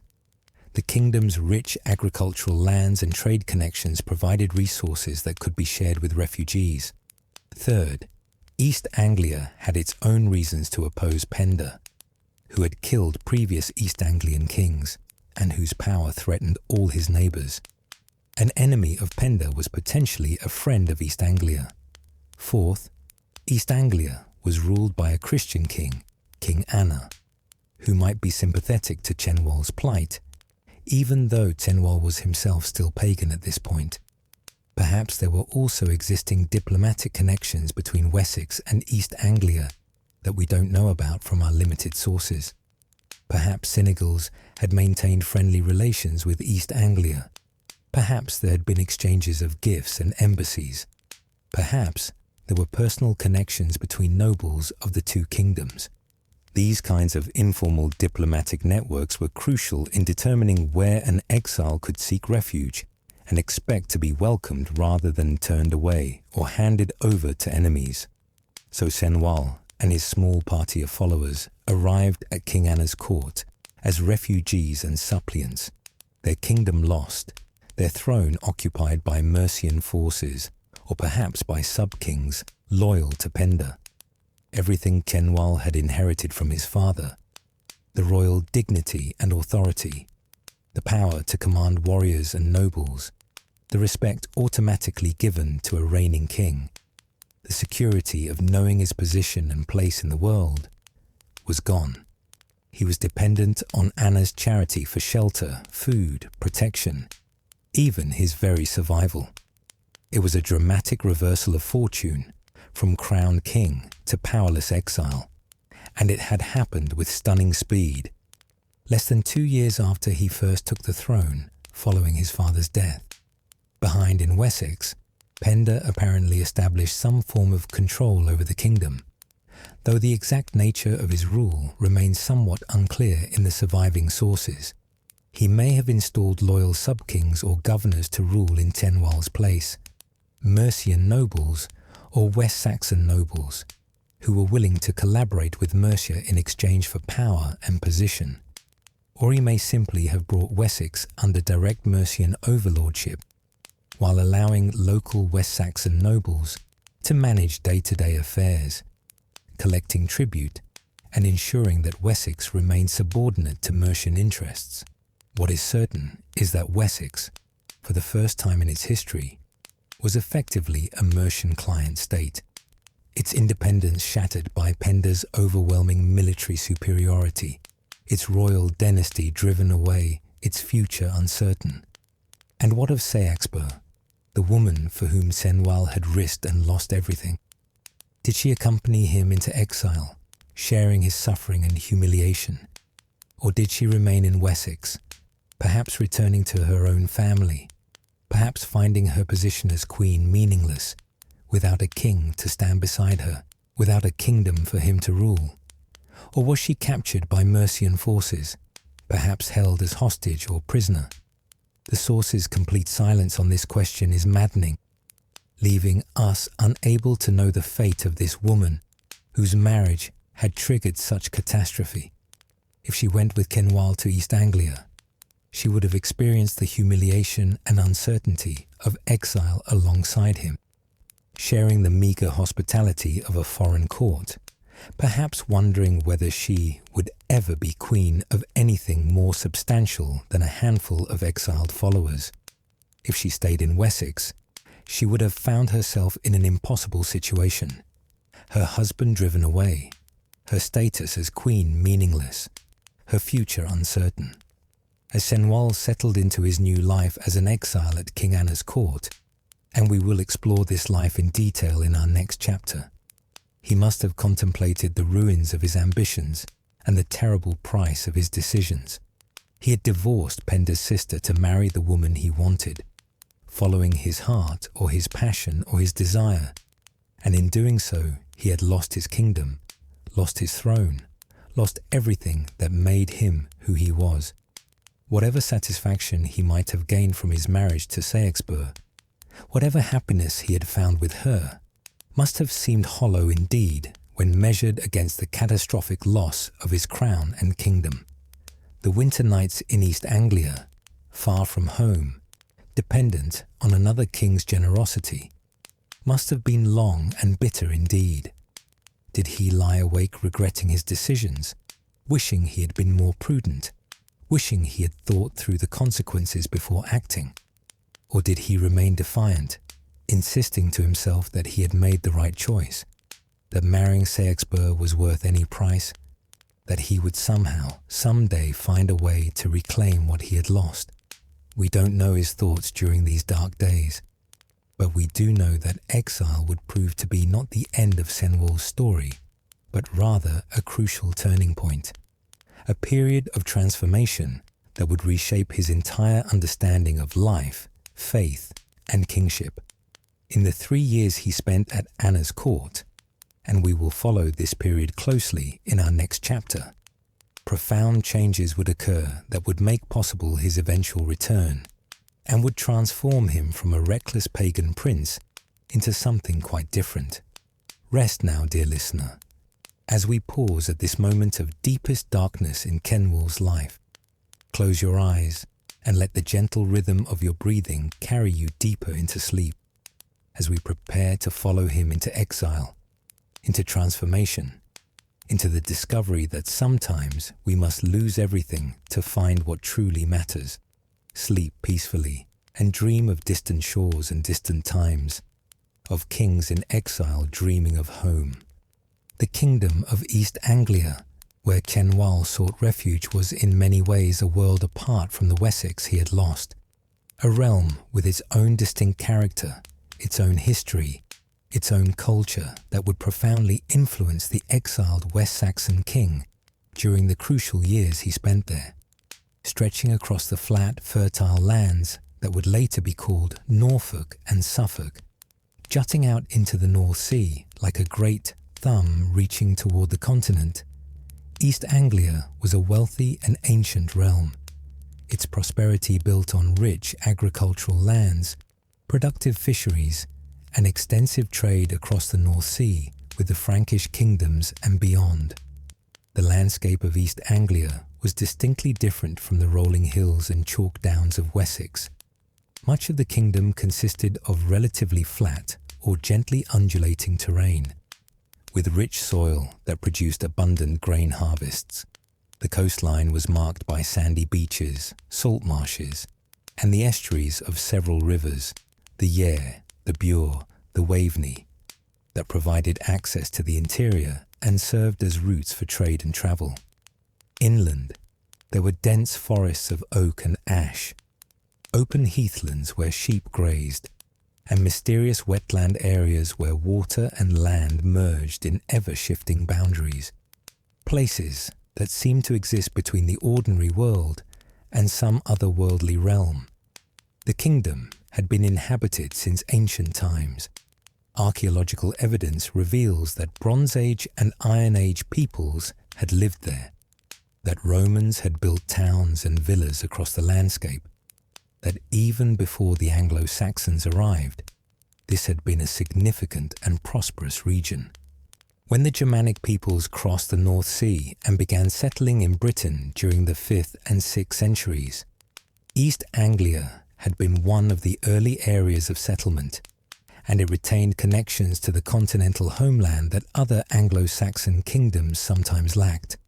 Trade goods from Frankish Gaul, from Frisia, even from more distant regions, regularly arrived at East Anglian ports, bringing wealth and cosmopolitan influences to the kingdom.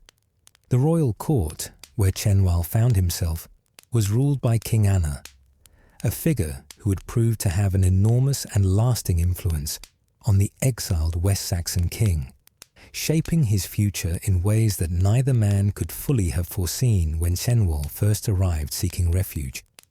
Anna had come to power in the early 640s, probably around 641 or 642, succeeding earlier kings who had themselves met violent ends at the hands of Penda of Mercia during that relentless conqueror's campaigns against neighbouring kingdoms. Anna's own position was thus somewhat precarious. He ruled a kingdom that had already felt Mercian fury multiple times, that had seen several of its kings killed by Penda's armies, that knew from bitter experience how dangerous and ruthless Mercia could be. Anna knew that Penda remained a constant threat, that another Mercian invasion could come at any time, that his kingdom's independence and his own survival were never entirely secure. But despite the dangers he faced from Mercian aggression and the precariousness of his political position, King Anna had established a remarkable reputation for piety and Christian devotion that made him respected and admired throughout Anglo-Saxon England, particularly among the Christian kingdoms and among churchmen who looked to him as a model of Christian kingship. The Venerable Bede, writing in his ecclesiastical history several decades after Anna's reign, describes him in glowing and enthusiastic terms, calling him a good man and altogether noble in mind and deed, praising him as a ruler who exemplified Christian virtues, noting that he was happy in a good and pious offspring, referring to his remarkably holy children who would become saints. This emphasis on Anna's goodness and Christian virtue reflects how contemporaries viewed him, not primarily as a mighty warrior or successful conqueror, but as a model Christian king, devoted to the faith, generous to the church, ruling with justice and mercy, embodying the ideal of what a Christian ruler should be. Anna's Christianity was not merely nominal or political, not just a matter of formal adherence to the newly fashionable religion for diplomatic reasons. All the evidence suggests that he was genuinely and deeply devout, that his faith shaped his actions and decisions, that his commitment to Christianity went beyond surface-level observance to profound personal belief. His court reflected his religious commitment in every aspect of its culture and daily life. Under Anna's patronage and encouragement, Christianity flourished in East Anglia with a vitality and devotion that impressed contemporaries and earned the kingdom a reputation as a centre of Christian learning and piety. The kingdom had been evangelized earlier in the century by Saint Felix, a missionary from Burgundy in eastern Gaul, modern-day eastern France, who had felt called to bring the gospel to the still largely pagan Anglo-Saxons of Britain. Felix had travelled to Britain around 630 or 631, had met with Archbishop Honorius of Canterbury to receive authorization and support for his missionary work, and had then proceeded to East Anglia, where he established his episcopal seat at Domog, which was probably the modern Dunwich on the Suffolk coast, though this identification has been debated by scholars. From this base, Felix had worked tirelessly to spread the Christian faith, converting the royal family and nobility first, and then gradually extending Christianity to the broader population, establishing churches, training local priests, teaching Christian doctrine and ethics.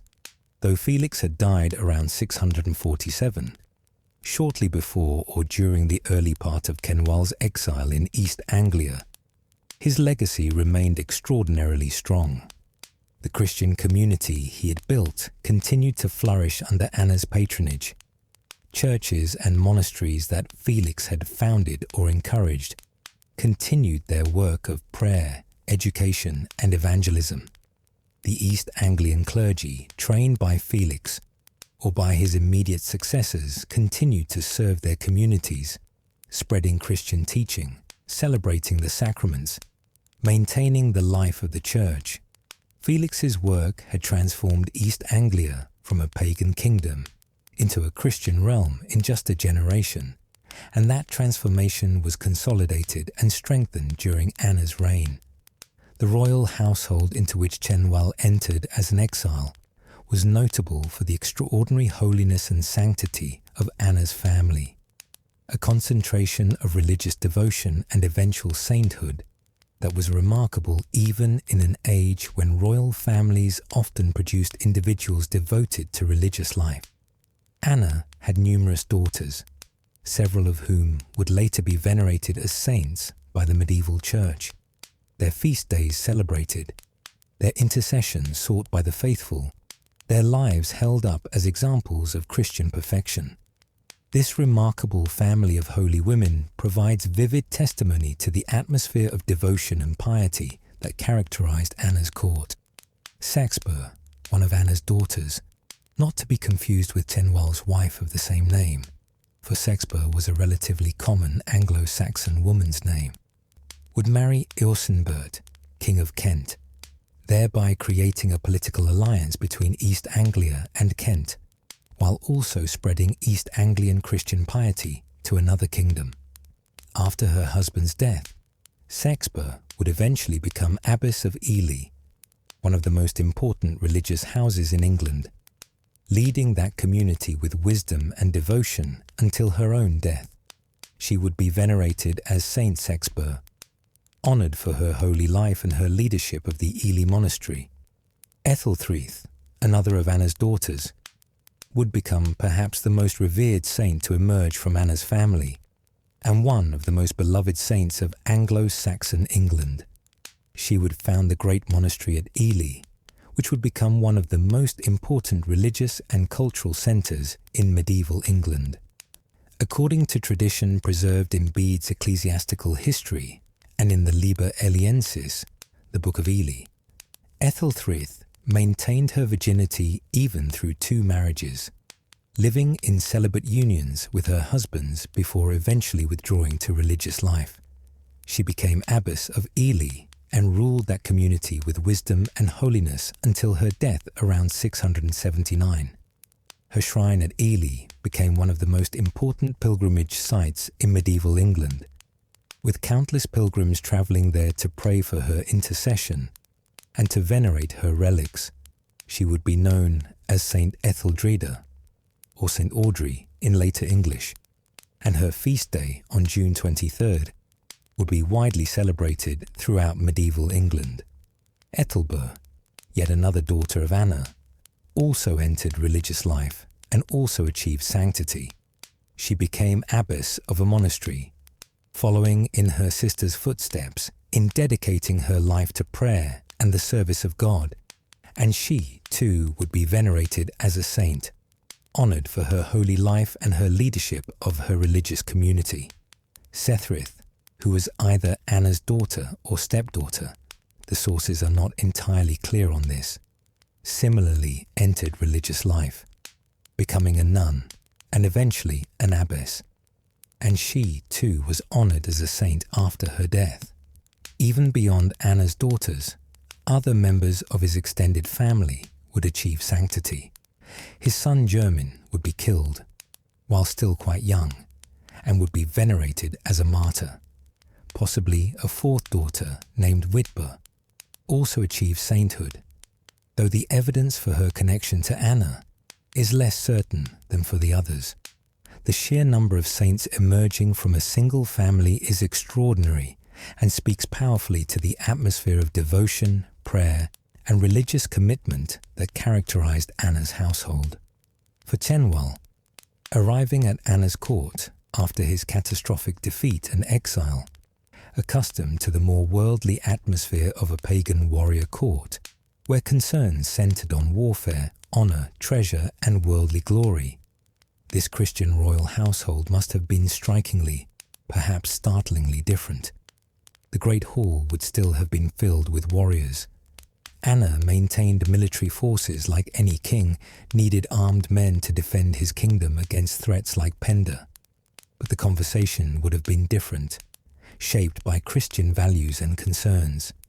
Talk of God and salvation, of sin and redemption, of heaven and hell, of the lives of saints and martyrs, of Christian ethics and virtue, would have filled the hall alongside the traditional warrior talk of battles and treasure and glory. The daily rhythm of life would have been marked by Christian observances. Prayers would be said at regular intervals throughout the day, following the monastic hours that structured time in Christian communities, matins in the early morning darkness, lauds at dawn, prime at the first hour of the day, terce at the 3rd hour, sext at midday, none at the 9th hour, vespers as evening approached, compline before sleep. Not all of these would necessarily have been observed in a secular royal court, but at minimum there would have been morning and evening prayers, grace said before and after meals, the Mass celebrated regularly, probably daily if a priest was available. The calendar would have been structured around Christian festivals and holy days rather than, or in addition to, the traditional pagan festivals of the agricultural year.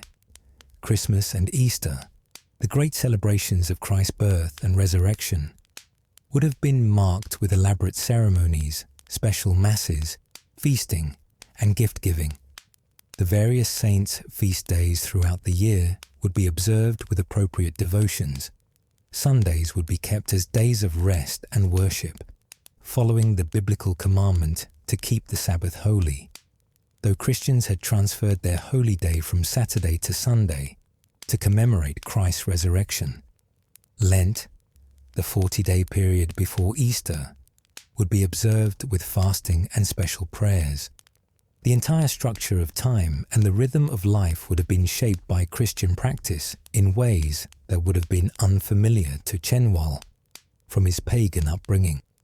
The moral teaching and ethical values emphasized in Christian preaching and conversation would have been quite different from traditional warrior culture values, where pagan warrior culture emphasized honor, glory, vengeance, personal courage, and loyalty to one's lord and kinsman above all else. Christian teaching emphasized humility, forgiveness, mercy, charity, chastity, and obedience to God's commandments. Where warriors sought fame that would survive their deaths, Christians sought salvation and eternal life in heaven.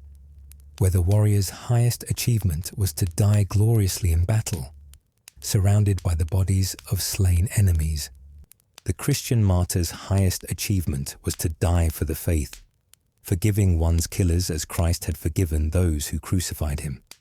This presented a vivid example of Christian devotion and royal piety that stood in sharp contrast to Cenwalh's previous experience. For someone accustomed to the values and culture of a pagan court, Anna's household must have been almost like entering a different world, a realm where different things were valued, where different virtues were praised, where different goals and aspirations shaped people's lives. Cenwalh's arrival at Anna's court would have followed certain established protocols of hospitality and honor that were fundamental to Anglo-Saxon culture, regardless of religious differences. Hospitality was considered a sacred duty in Germanic culture, dating back to times beyond memory, and a king who provided generous welcome to travelers, especially high-status guests, like an exiled foreign king, earned great respect and reputation for generosity and honor. The laws of hospitality protected guests, making it a serious violation of cultural norms to harm someone who had been welcomed into one's home or hall. A generous host who provided abundantly for his guests gained fame and honor, while a stingy or inhospitable host brought shame upon himself and his house. Anna would have received Cenwalh with appropriate ceremony, recognizing his royal birth and his status as a legitimate king, even though he had lost his kingdom. There would have been formal speeches of welcome, ritual exchanges of gifts, though Cenwalh, arriving as a penniless exile, would have had little to give beyond perhaps some item of personal value, like a piece of jewelry or a weapon. Anna would have offered Cenwalh a place in the royal hall, assigned him appropriate accommodations, provided food and drink for him, and whatever companions had accompanied him into exile, and treated him with the respect due to his royal birth and status, even though he had lost his actual power and kingdom. To do less would have been shameful and dishonorable, a violation of the sacred obligations of hospitality. But beyond these formal requirements of hospitality, there appears to have been genuine warmth and friendship between Anna and Cenwalh. Bede's account suggests that Anna took a personal interest in his guest, that he didn't merely provide formal hospitality, but actually welcomed Cenwalh into his household, included him in the life of the court, treated him as a friend, rather than merely as a political refugee whose presence might be useful someday. This warmth and friendship would prove crucial to what followed. The dynamics of Cenwalh's situation must have been complex and sometimes uncomfortable. despite Anna's kindness and generosity. Cenwalh was, in a very real sense, a prisoner, even if a well-treated and honoured one. He could not leave without Anna's permission. Where would he go? What kingdom would welcome an exiled king with no resources, no followers, no way to reward those who helped him? He was dependent on Anna's charity for every meal he ate, every night's shelter, every necessity of life. He had no kingdom to rule, no warriors to command, no wealth to distribute to followers in the reciprocal gift-giving relationships that structured Anglo-Saxon society. He was, in the Anglo-Saxon phrase that carried deep shame and dishonour, lordless, cut off from the network of mutual obligations and reciprocal loyalty that gave structure and meaning to a nobleman's life, let alone a king's life. The loss of his kingdom meant more than just loss of political power or material wealth. In Anglo-Saxon culture, a man's identity was deeply tied to his social position, his relationships with lord and followers, his place in the complex web of kinship and loyalty that held society together. A king without a kingdom, a lord without followers, a warrior without a war band to lead. Such a man had lost not just his possessions, but his very identity, his sense of who he was and what his place in the world should be. Cenwalh must have struggled with profound questions of identity and purpose during his exile. Who was he now? What was he if not a king? What meaning did his life have if he could not fulfill the role he had been born and trained for? Yet, despite the humiliation and uncertainty of his position, Cenwalh's exile was not entirely without hope.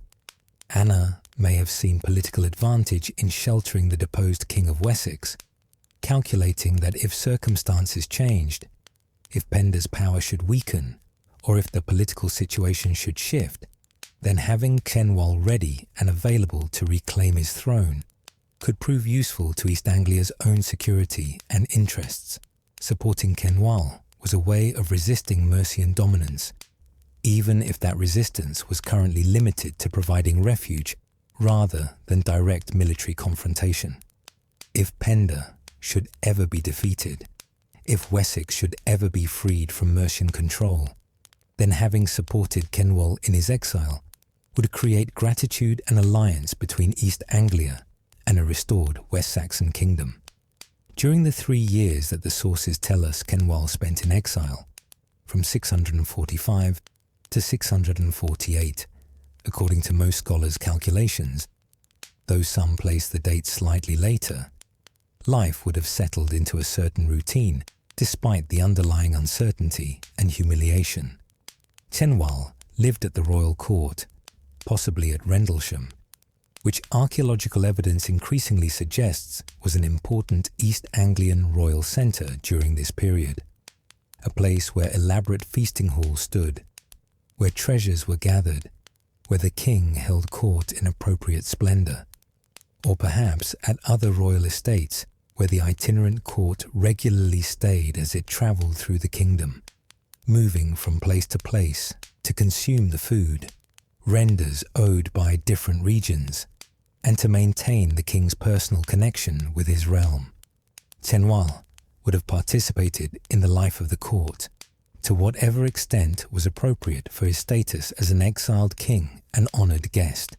He would have attended feasts in the great hall, sitting in a place of honour as befitted his royal birth, eating meat and bread, drinking mead and ale, listening to Scops recite poetry.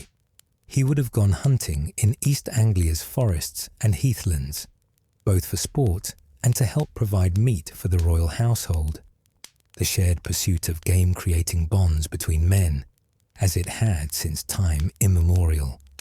He would have participated in various entertainments, perhaps games of dice or other gambling, perhaps contests of skill or strength, perhaps simply long conversations around the hearth fire on winter evenings. He may have offered counsel when asked, sharing his knowledge of Wessex and of West Saxon affairs, providing information about political conditions in southern England, offering his perspective on various matters of statecraft and governance. His presence at Anna's court gave Anna a valuable source of intelligence about Wessex and about Mercian activities in southern England. Cenwalh could describe Penda's military tactics, explain West Saxon political factions, identify potential allies or enemies. This knowledge made him useful to Anna, beyond merely being a political asset for the future. But throughout all these external activities, the feasting and hunting and conversation, something profound was happening to Cenwalh's inner life, a transformation that would prove more important than any political or military developments. Surrounded day after day, week after week, month after month by Anna's devout Christian household, exposed constantly to Christian teaching and Christian example, perhaps shaken by the catastrophic results of his own choices and decisions, perhaps questioning the pagan beliefs he had maintained throughout his youth, Cenwalh began to reconsider his religious convictions. The seeds of faith were being planted in soil that had been hardened by pride and tradition, but was now softened by suffering and humility. The sources are clear and explicit on this crucial point. During his exile in East Anglia, Cenwalh converted to Christianity. This was not a gradual process of syncretism where Christian and pagan beliefs slowly merged, nor was it a superficial political conversion undertaken for diplomatic advantage. It was a genuine transformation, a fundamental reorientation of his understanding of reality, a turning away from the gods he had worshipped his entire life, and an acceptance of the Christian God and Christian faith. Bede writes simply but powerfully that Cenwalh was baptized while in exile, attributing the conversion to Anna's influence and to the Christian environment of his court. This conversion is all the more remarkable and apparently sincere because Cenwalh had nothing obvious to gain politically from becoming Christian while in exile. Landless and powerless, if he had converted to Christianity immediately upon inheriting the throne from his father, we might suspect political calculation, converting to consolidate support from Christian nobles and bishops, to maintain the alliance with Christian Northumbria, to present himself as his father's legitimate heir in faith as well as in power, but converting while in exile, when he had no throne to protect and no kingdom to govern, when he was completely dependent on Anna's charity regardless of his religious beliefs. This suggests genuine spiritual transformation rather than mere political opportunism. The exact timing and circumstances of Cenwalh's baptism have been debated by scholars examining the limited and sometimes contradictory evidence in our sources. William of Malmesbury, a chronicler writing in the 12th century, long after the events but drawing on earlier sources now lost to us, states that Cenwalh was baptized by Saint Felix himself. If this is accurate, then the baptism must have occurred around 647, before Felix's death that year. Felix had been the great missionary bishop who had evangelized East Anglia, who had converted the royal family and nobility, who had established Christianity firmly in the kingdom. If Felix personally baptized Cenwalh, it would have been fitting and appropriate. The man who had brought Christianity to East Anglia, baptizing the exiled King of Wessex, bringing him too into the Christian fold. The ceremony would have been conducted with appropriate solemnity and significance, recognizing that this was not merely the conversion of an ordinary person, but the baptism of a king, someone who, if he ever regained his throne, would have the power to shape the religious life of an entire kingdom. The ritual of baptism in 7th century Christianity was deeply symbolic and transformative, rich with meaning, marking a decisive break with the past and a new beginning in Christ. The preparation for baptism would have taken considerable time, perhaps weeks or even months of instruction. The candidate for baptism, called a catechumen, would be taught the fundamental doctrines of Christianity, belief in one God who created all things, the Trinity of Father, Son, and Holy Spirit, the story of creation and the fall, how human sin brought death and suffering into the world, the life and teachings of Jesus Christ, his crucifixion and resurrection, the promise of salvation and eternal life for believers, the moral commandments that should guide a Christian's life, the nature and purpose of the sacraments. Cenwalh would have learned the Creed, the formal statement of Christian belief that summarized essential doctrines in concise form, memorizing its phrases in Latin since that was the language of the Church, even though vernacular translations existed for those who needed them. He would have learned the Lord's Prayer, the prayer that Jesus taught his disciples, which Christians recited regularly as the model of how to pray. He would have been instructed in Christian morality and ethics, the 10 Commandments given to Moses, the teachings of Jesus about love and forgiveness and mercy, the expectations for how a Christian should live. He would have been taught about the Church and the sacraments, baptism itself, which washed away sin and incorporated a person into the body of Christ, the Eucharist or Holy Communion, the sharing of bread and wine that Christians believed became the body and blood of Christ, confirmation, which strengthened believers through the Holy Spirit, penance, through which sins committed after baptism could be confessed and forgiven, marriage, now understood as a sacrament blessed by God, ordination, through which men were set apart for priestly ministry, and extreme unction, the anointing of the sick and dying. He would have learned about the communion of saints, the great heroes of the faith who had lived holy lives and whose prayers could intercede for believers, the martyrs who had died for Christ and whose courage inspired others, the monks and hermits who had withdrawn from the world to devote themselves entirely to prayer and contemplation. Stories of these saints, their lives, their miracles, their examples of virtue, formed an important part of Christian teaching and devotion.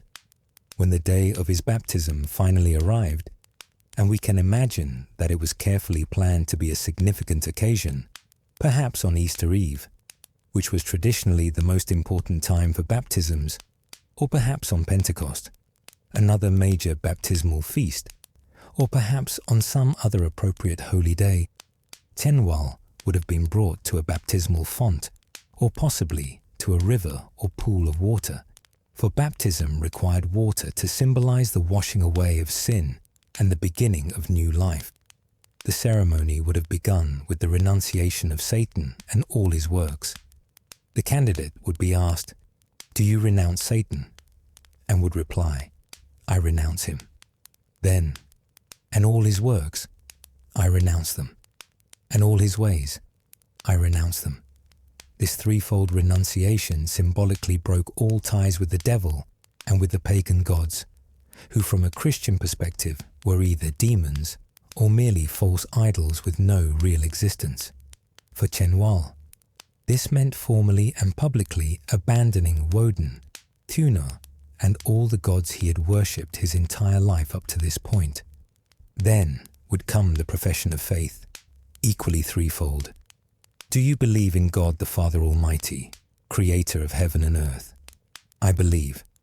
Do you believe in Jesus Christ, his only Son, our Lord, who was born and suffered? I believe.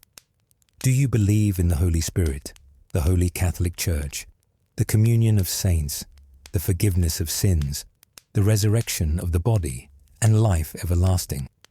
I believe. These affirmations declared Cenwalh's acceptance of Christian doctrine, his commitment to the faith he was joining. Then came the actual baptism itself. If Saint Felix performed the ceremony, as William of Malmesbury states, then the elderly bishop would have poured water over Cenwalh's head 3 times, or possibly immersed him fully in water 3 times, depending on local baptismal practice, pronouncing the words, "Cenwalh, I baptize you in the name of the Father," first pouring, and of the Son, second pouring, and of the Holy Spirit, third pouring. This water symbolized washing away the old life of sin and being reborn into new life in Christ, dying to sin and rising to righteousness, joining with Christ in his death and resurrection. After the baptism itself, there would have been an anointing with holy oil called chrism, marking the newly baptized person as belonging to Christ, sealed with the Holy Spirit. The new Christian would be given a white garment to wear, symbolizing the purity of his new spiritual state, cleansed from sin by baptism. A candle would be lit from the Paschal candle and given to the newly baptized, symbolizing Christ as the light of the world and the Christian's calling to carry that light to others. Throughout this ceremony, King Anna himself may have stood as Cenwalh's godfather, the sponsor who vouched for his sincerity, who agreed to guide him in his new faith, who took spiritual responsibility for his Christian education and practice. If Anna served as godfather, this would have created a spiritual kinship between the two kings that paralleled and reinforced the bonds of hospitality and friendship that already existed between them.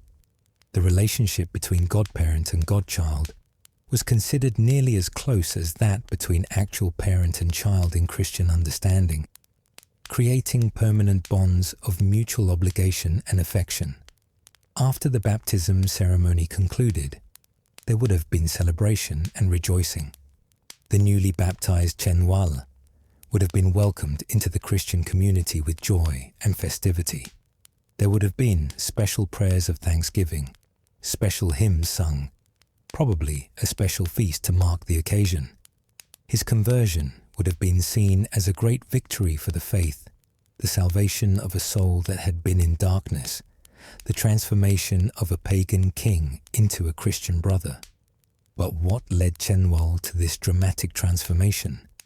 What combination of factors and experiences brought him from stubborn pagan resistance, maintained even after his father's conversion, maintained through the early years of his reign, to acceptance of Christianity while in exile?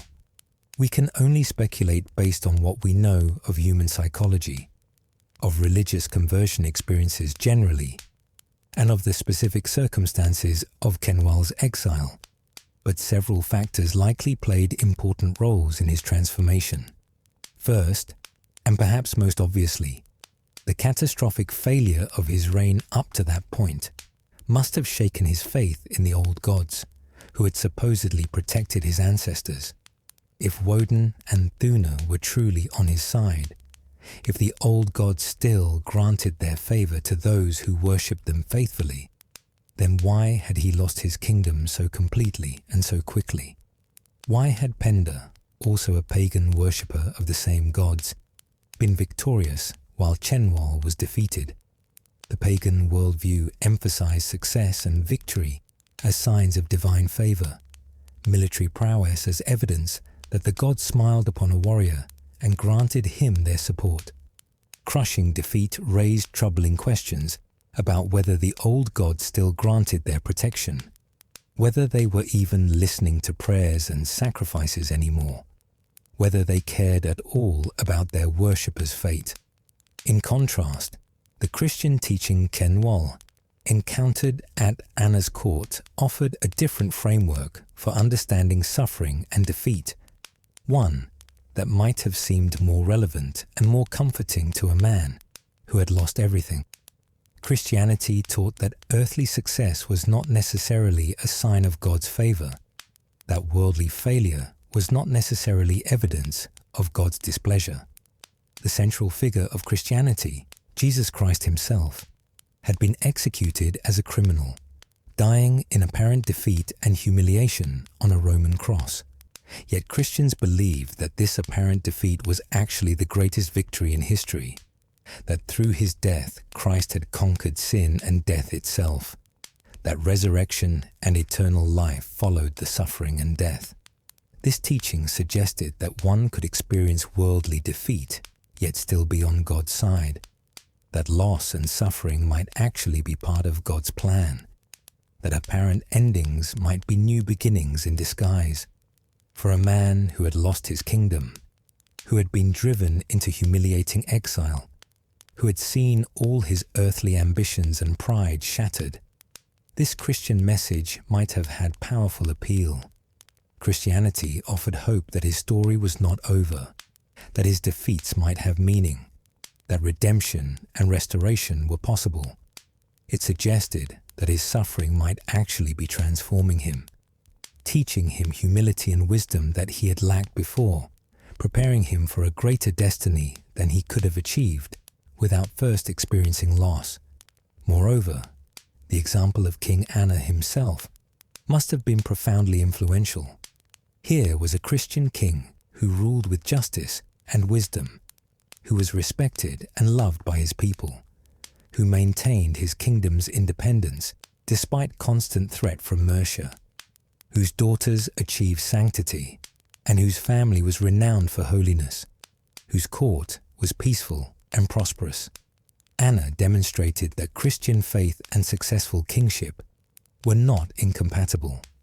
Indeed, that Christianity might actually make a man a better ruler, more just, more merciful, more concerned with the welfare of his people, rather than merely with personal glory and wealth. Watching Anna govern day after day, month after month, Cenwalh could see Christianity in practice, rather than merely in theory. He could observe how Christian ethics shaped Anna's decisions, how Christian values informed his relationships with nobles and subjects, how Christian devotion provided spiritual sustenance and moral guidance. This practical example may have been more convincing than any amount of theological argument, seeing that Christianity worked, that it produced good results in terms of governance and social order and personal character. The intellectual appeal of Christianity may also have played a role. Christian theology offered sophisticated answers to profound questions about the nature of God, the meaning of life, the problem of evil and suffering, the hope of life after death. The pagan gods of Cenwalh's ancestors were powerful and demanding, but they offered no clear path to immortality beyond the warrior's hope that his fame would survive in poetry and song. No systematic explanation of why the world was as it was. No promise that death was not simply the end of everything.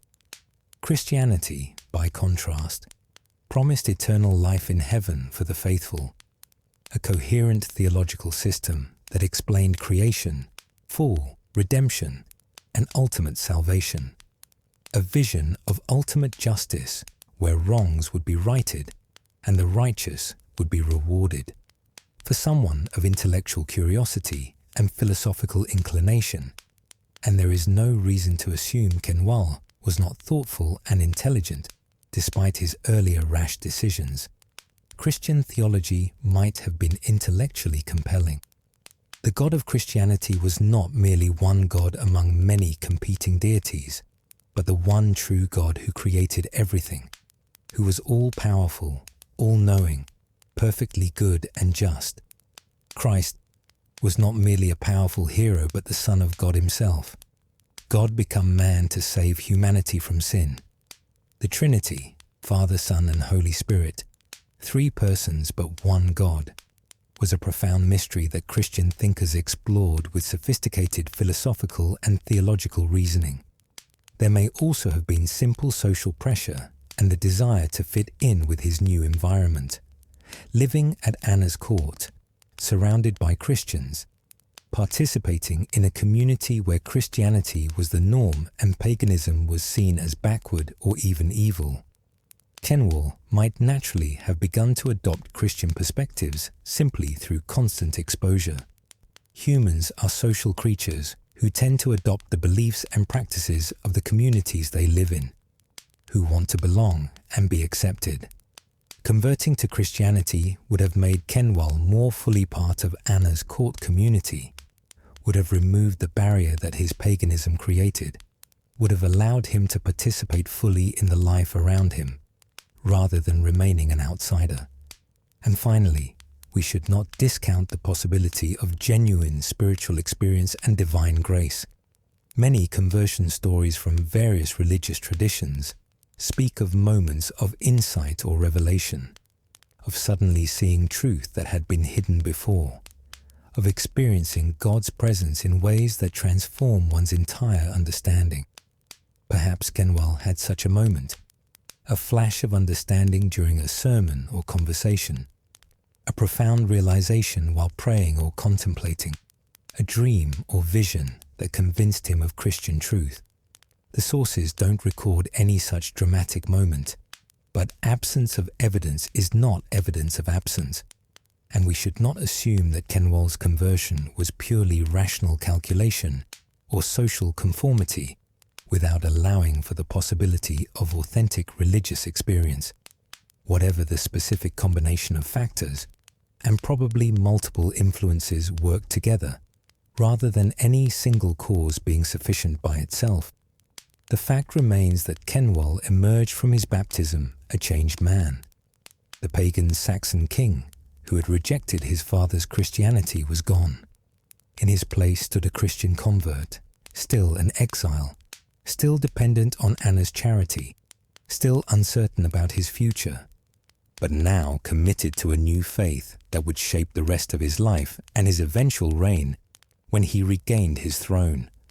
As part of his Christian education following baptism, Cenwalh would have been instructed more deeply in the faith, learning the details and nuances of Christian belief and practice that went beyond the basic catechism required for baptism itself. He would have been taught about the church calendar with its seasons and celebrations, not just the major feasts like Christmas and Easter, but the lesser feasts commemorating various saints, the penitential season of Lent preparing for Easter, Advent preparing for Christmas, ordinary time during which Christians meditated on Christ's teachings and miracles. He would have learned about the importance of regular prayer, of attending Mass frequently, ideally daily if possible, of receiving communion with proper reverence and preparation, of confessing sins regularly to a priest and receiving absolution. He would have been taught Christian moral standards, the importance of chastity and marital fidelity, the requirement to care for the poor and sick, the duty to forgive those who wronged you rather than seeking vengeance, the call to love even one's enemies and pray for those who persecuted you. He would have learned about the saints and martyrs whose examples Christians were supposed to emulate, not just the great figures from the biblical era and the early church, but more recent saints, including some from Britain itself. He might have heard about St. Alban, the first British martyr, killed during Roman persecutions for sheltering a Christian priest. He would certainly have heard about St. Patrick, who brought Christianity to Ireland. He might have learned about the Desert Fathers, Christian hermits and monks in Egypt and Syria, who had withdrawn from the world to live lives of extreme asceticism and devotion. For a man who had lived his entire life according to very different principles, the warrior ethos of Germanic paganism, with its emphasis on honor, vengeance, personal glory, loyalty to one's kin and lord. This Christian moral teaching represented a profound reorientation of values and priorities. The Christian virtues of humility, patience, forgiveness, charity, and self-sacrifice were quite different from the warrior virtues Cenwalh had been raised to admire. Pride in one's achievements, swift vengeance for insults, personal glory that would live on in song and story, aggressive pursuit of victory in battle, generous giving to one's followers, but hostility to enemies. Yet Christianity was not entirely alien to Anglo-Saxon culture. Christian missionaries had been working for several generations by Cenwalh's time to adapt their message to make it comprehensible and appealing to Germanic peoples, to translate Christian concepts into terms that resonated with Anglo-Saxon culture and psychology. Christ was often presented as a warrior king, a lord who led his faithful followers into spiritual battle against the forces of evil, who rewarded loyal service with treasures beyond earthly imagination. The Christian heaven was sometimes described in terms that echoed the pagan vision of a warrior's hall, where heroes feasted eternally with their lord. The stories of martyrs and saints provided examples of courage, loyalty unto death, willingness to sacrifice everything for one's Lord. All values that Anglo-Saxons understood and admired, now redirected toward Christ rather than toward earthly lords. The famous Old English poem known as The Dream of the Rood, which may date from around this period or somewhat later, presents Christ's crucifixion in heroic terms, with Christ as a young hero eagerly mounting the cross to do battle with sin and death, the cross itself speaking as a loyal retainer who supported his Lord through the ordeal of crucifixion. This kind of adaptation made Christianity accessible to Anglo-Saxon audiences while gradually transforming their values and worldview. As Cenwalh settled more deeply into his new faith during the remaining time of his exile, perhaps a year or more after his baptism, he must have begun to think seriously about what Christian kingship would mean if he ever regained his throne. What obligations would a Christian king have toward his people? How should he govern differently than a pagan king? What role should the church play in his kingdom? What did it mean to rule as God's representative on earth, accountable ultimately to divine judgment? These were not merely abstract theological questions, but practical matters that would shape his entire approach to governance if he ever got the chance to be king again. Christian teaching about kingship emphasized that rulers held their authority from God, that they would be judged by how they used their power, that they had moral obligations to govern justly, to protect the weak and poor, to support the church, to promote Christianity among their subjects. A Christian king was supposed to be more than just a successful war leader or a generous gift giver to his followers. He was supposed to embody Christian virtues of justice, mercy, and piety, to rule as God's deputy on earth, to use his power for the good of his people and for the glory of God. This understanding of kingship would eventually shape Cenwalh's actions when he returned to power, influencing his decisions about church building, his relationships with bishops, his approach to governing. But during his exile, these were still theoretical considerations, ideas he was exploring and beginning to internalize, but that had no practical outlet since he had no kingdom to rule. Meanwhile, the larger political situation in Anglo-Saxon England continued to develop in ways that would eventually make Cenwalh's return possible. King Penda remained powerful and dangerous, but even his seemingly invincible military dominance had limits and created resistance. In 651, according to some sources, Penda attacked East Anglia again, his armies ravaging the wealthy coastal monastery at Knobersburg, which was probably Burg Castle, one of the Roman fortifications that still stood along the coast. This attack forced King Anna himself into temporary exile, perhaps to the western kingdom of the Magonsate, showing that even supporting Cenwalh put Anna at serious risk from Mercian vengeance. Penda's attack demonstrated that he had not forgotten that Anna harbored his enemy Cenwalh, that he was willing to punish kingdoms that defied him. But Anna returned to his kingdom around 653, having survived Penda's assault, demonstrating that Mercian power, while formidable and dangerous, was not absolute and unchallengeable. East Anglia remained independent despite Penda's attacks. Its king returned to his throne despite being temporarily driven away. Its institutions and society survived despite Mercian raiding. This must have given Cenwalh some hope. If Anna could survive Penda's fury and return to rule his kingdom, perhaps someday Cenwalh might do the same. More significantly, Penda's aggressive campaigns and constant warfare were creating a coalition of resistance among his victims and potential victims. The various kingdoms that feared and resented Mercian dominance, East Anglia, what remained of independent Northumbria, perhaps even Wessex itself, if the West Saxons still nursed hopes of recovering their independence, had common cause against the Mercian threat. Penda had made enemies of almost everyone through his relentless aggression, his killing of so many kings, his constant demands for tribute and submission. If these enemies could somehow unite effectively, if they could find a way to coordinate their resistance, if circumstances should give them an opportunity to strike back, then Penda's seemingly invincible power might finally be challenged. For Cenwalh, watching from his exile and praying to his new god, the hope of return must have seemed distant, but perhaps not impossible. He had been king before. With God's help and Anna's support and a change in the political situation, perhaps he could be king again. He had lost his throne through his own rash decisions.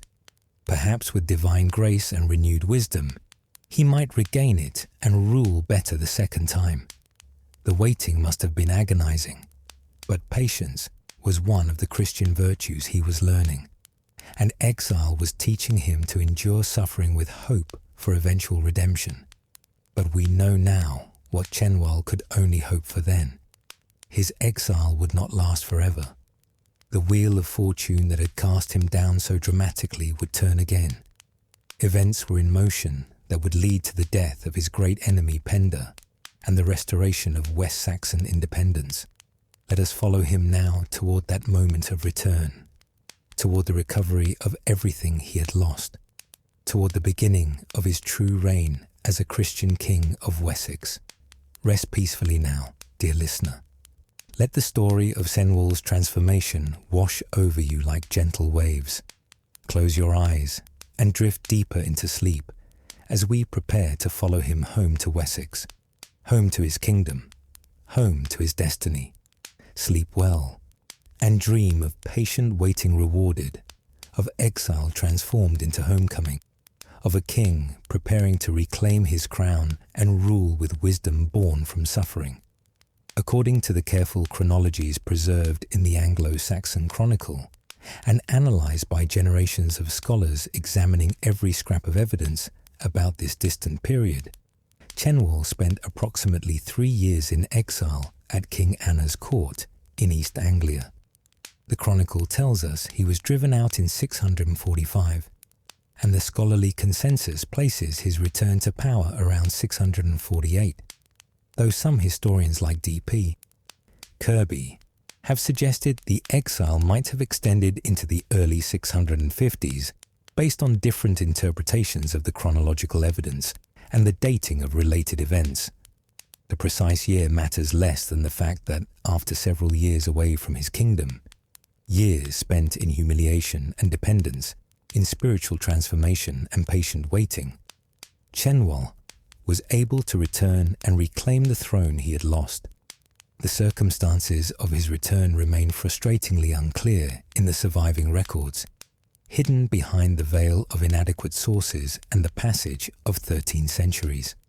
The Anglo-Saxon Chronicle, our primary source for the political history of this period, simply records that Cenwalh returned and resumed his reign without providing details about how exactly this remarkable restoration was accomplished. Bede's ecclesiastical history, focused primarily on church affairs and religious developments, mentions Cenwalh's exile and return only briefly without elaborating on the political and military circumstances. Later, medieval chroniclers sometimes add details, but these are often impossible to verify and may represent speculation or invention rather than reliable historical information. The sources do not describe a dramatic military campaign where Cenwalh, perhaps with East Anglian support, led an army from exile to reconquer Wessex in a series of heroic battles. There is no account of a decisive engagement where Mercian occupying forces were defeated and driven out.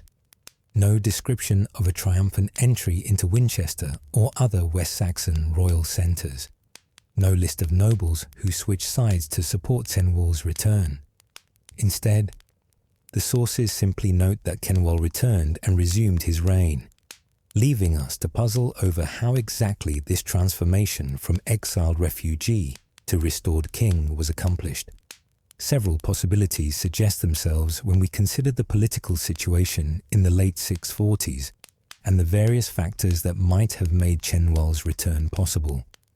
Perhaps Penda, with his attention turned to other campaigns and other kingdoms, to threats from Northumbria or opportunities for conquest elsewhere, withdrew whatever direct Mercian occupation or oversight he had imposed on Wessex. Penda's military forces were formidable, but not unlimited. He couldn't garrison every conquered territory permanently, couldn't maintain direct control over every client kingdom indefinitely without overstretching his resources and creating opportunities for rebellion. If he pulled Mercian forces out of Wessex to use them elsewhere, this might have created an opening for Cenwalh to return. Perhaps the West Saxon nobility, left to govern themselves in Cenwalh's absence under nominal Mercian overlordship, found their situation increasingly untenable and unsatisfactory. Collaborating with Mercia might have seemed necessary in 645, when Penda's armies were present and resistance seemed futile. But as time passed, and if Mercian attention shifted elsewhere, the shame of foreign domination and the loss of independence might have become more and more difficult to bear. The sub-kings or ealdormen who had ruled in Cenwalh's absence might have begun to negotiate for his return as a way to restore West Saxon independence and their own legitimacy, since ruling under Mercian overlordship carried the stigma of collaboration with a foreign oppressor. Perhaps Anna provided crucial support, not necessarily direct military assistance, which would have been risky given Penda's demonstrated willingness to attack kingdoms that opposed him, but perhaps diplomatic pressure, perhaps negotiations with West Saxon nobles, perhaps material support in the form of weapons, horses, treasure that could be used to recruit followers and reward supporters. Anna had sheltered Cenwalh for 3 years, had witnessed his conversion to Christianity, had developed what appears to have been genuine friendship and affection for his exiled guest. Supporting Cenwalh's return would serve Anna's own interests by restoring an independent West Saxon kingdom that would be grateful to East Anglia and hostile to Mercia, creating a valuable ally against the common Mercian threat. Most intriguingly, Cenwalh's conversion to Christianity might have played a crucial role in making his return possible. His father Cynegils had established Christianity as the royal religion of Wessex through his baptism in 635, and much of the West Saxon nobility had at least nominally converted to Christianity in the decade that followed, even if popular religion among common people remained a mixture of Christian and pagan beliefs and practices. Cenwalh's paganism during his brief first reign from 643 to 645 might have created tensions with Christian bishops and nobles who saw the king's religious conservatism as problematic or even dangerous to the Christian identity that Wessex had recently adopted. Now, returning as a baptized Christian who had been converted by the influence of the pious King Anna, and who could present himself as a devout believer committed to supporting the church, Cenwalh might have been much more acceptable to Christian West Saxon elites than he had been during his pagan phase. He could present himself as his father's true heir, not just in political terms, but in religious terms as well, as someone who would continue and strengthen Cynegils' work of establishing Christianity in Wessex. Bishops and Christian nobles who might have been ambivalent about supporting a pagan king would have much stronger reasons to support a Christian one. Whatever the specific mechanisms, and probably multiple factors combined rather than any single cause being sufficient, Cenwalh returned to Wessex around 648, resuming the throne he had lost 3 years earlier. The Anglo-Saxon Chronicle provides one crucial piece of evidence about what happened immediately after his return. He gave an enormous grant of land to his kinsman Cuthred, son of Cuichelm, consisting of 3,000 hides at Ashdown. This grant, recorded carefully in the Chronicle and preserved in later land records, gives us important clues about how Cenwalh's restoration was accomplished. A hide was the basic unit of land measurement in Anglo-Saxon England, theoretically representing enough land to support one household, perhaps 120 acres or so, though the exact size varied considerably by region, soil quality, and other factors. 3,000 hides was therefore an absolutely enormous grant, representing enough land to support 3,000 households, an amount of territory that would make Cuthred one of the wealthiest and most powerful men in Wessex. This was not merely a reward for past loyalty or a gift to a favoured kinsman. This was payment for crucial services rendered, compensation for making Cenwalh's return possible. Cuthred was identified as the son of Cuichelm, who had been either Cynegal's son, making Cuthred Cenwalh's nephew, or possibly Cynegal's brother, making Cuthred Cenwalh's cousin. The exact family relationship is unclear in the sources, which provide conflicting genealogies for this period. But what matters is that Cuthred was a member of the West Saxon royal family, someone with his own claim to royal blood and his own base of support among the nobility. By giving Cuthred such extensive lands, Cenwalh was creating a powerful sub-king or ealdorman, whose wealth and military resources would help defend the kingdom against future threats, while also binding Cuthred's interest firmly to the success of Cenwalh's reign. The grant suggests that Cuthred played a crucial role in Cenwalh's restoration. Perhaps he had maintained resistance to Mercian domination during Cenwalh's exile. Perhaps he had used his own military forces and political influence to negotiate with other West Saxon nobles. Perhaps he had organized the coalition of support that made Cenwalh's return possible. Perhaps he had even fought battles to drive out Mercian supporters and restore West Saxon independence. In exchange for these services, he received massive land grants that made him second only to the king in power and wealth. As King Cenwalh settled back into his role as ruler of Wessex, moving into royal halls he had fled from 3 years earlier, receiving oaths of loyalty from nobles who had either supported him throughout or had submitted to Mercia, but were now willing to accept his return. Resuming the ceremonies and responsibilities of kingship, he found himself governing a kingdom that had been shaken but not destroyed by the years of Mercian dominance and his exile. Wessex had survived. Its fundamental structures remained intact. Its nobility was still in place. Its farming settlements still produced food. Its royal estates still functioned. The kingdom had weathered the storm and could now begin to recover and rebuild. But the king, who returned from exile in 648, was profoundly different from the one who had fled in 645. Cenwalh was now a Christian, committed to his new faith and ready to promote it throughout his kingdom. This was not merely a personal spiritual matter, but a fundamental aspect of how he understood his role as king and his responsibilities toward his people. Christian kingship, as he had seen exemplified in Anna's rule in East Anglia, involved responsibility for the spiritual welfare of his subjects, as well as their material prosperity and physical security.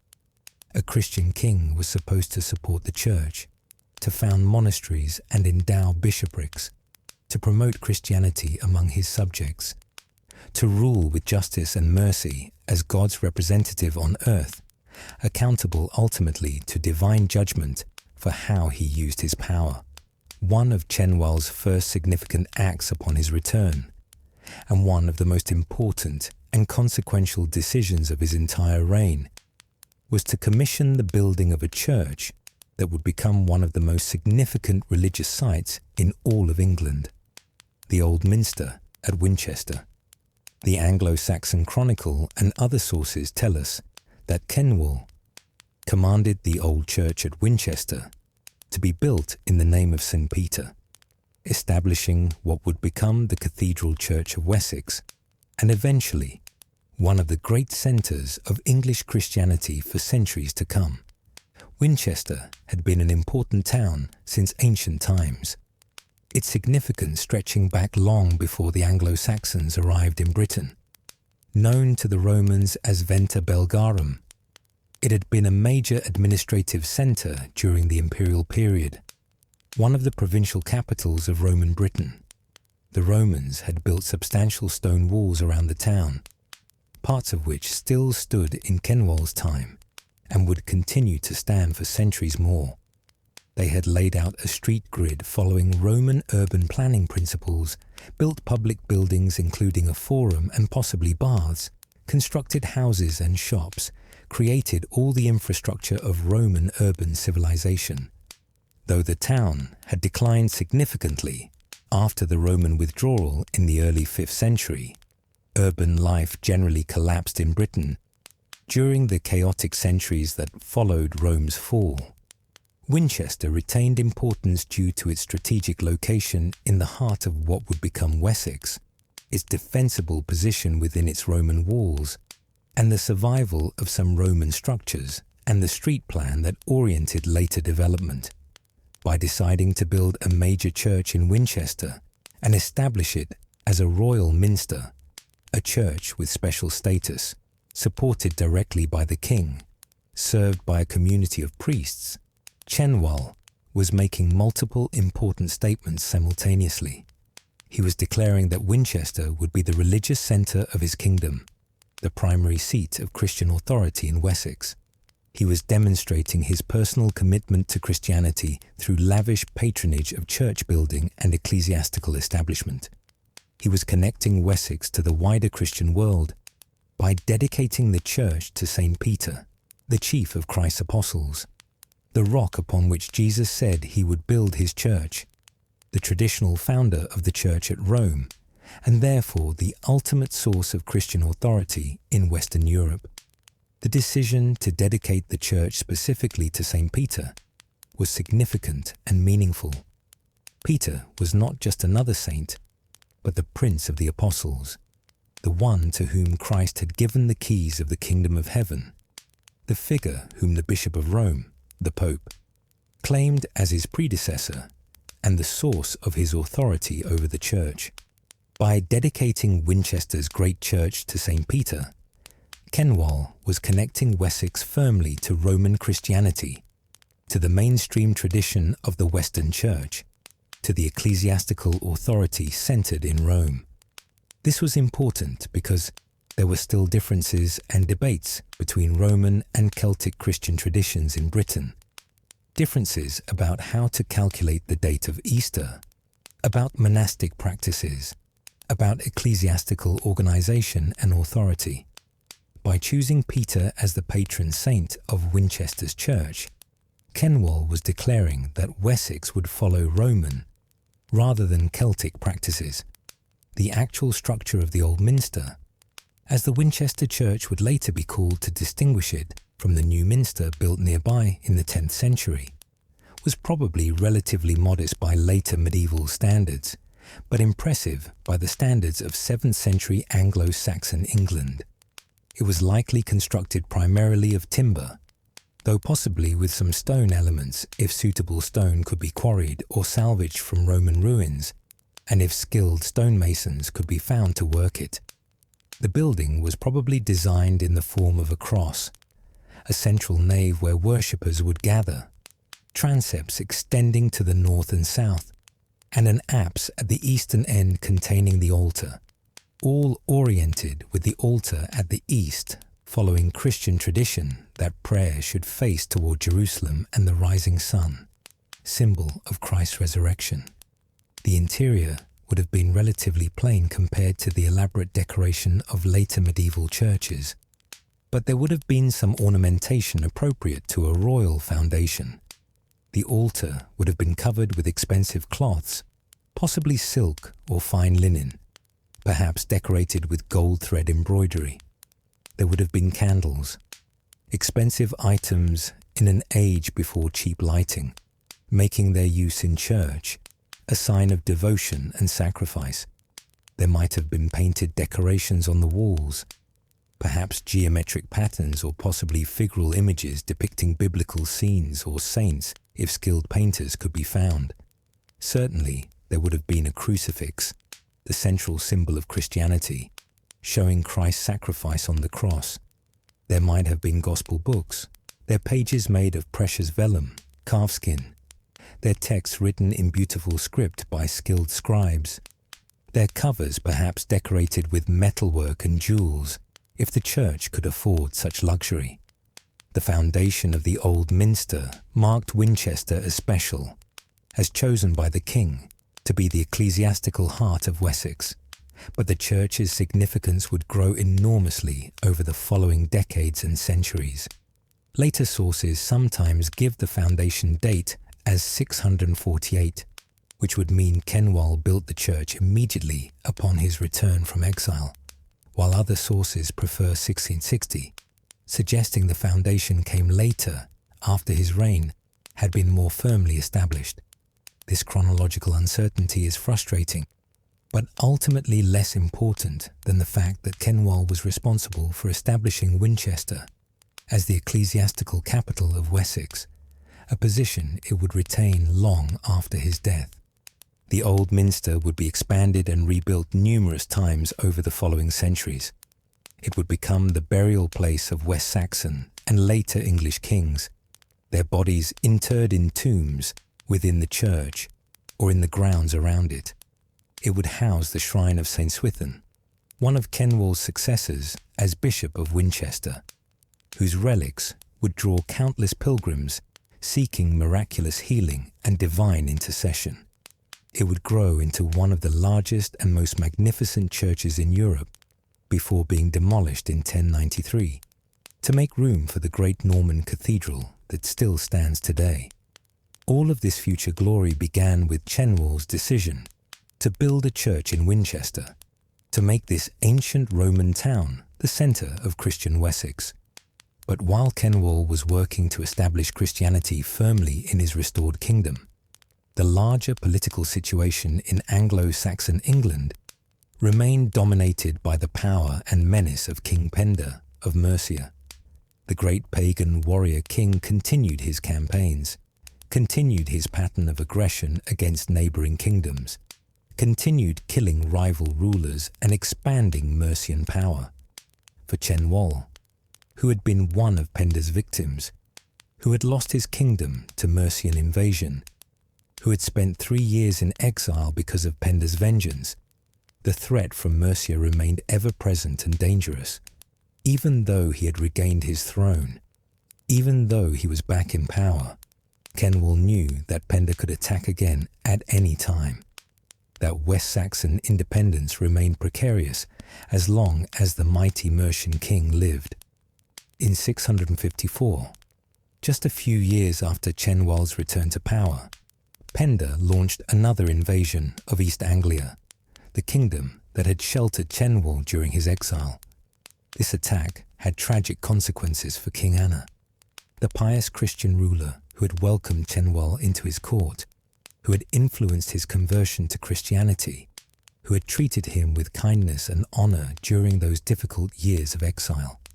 Penda's Mercian forces invaded East Anglia with overwhelming strength, ravaging the kingdom, destroying settlements, killing or driving away resistance.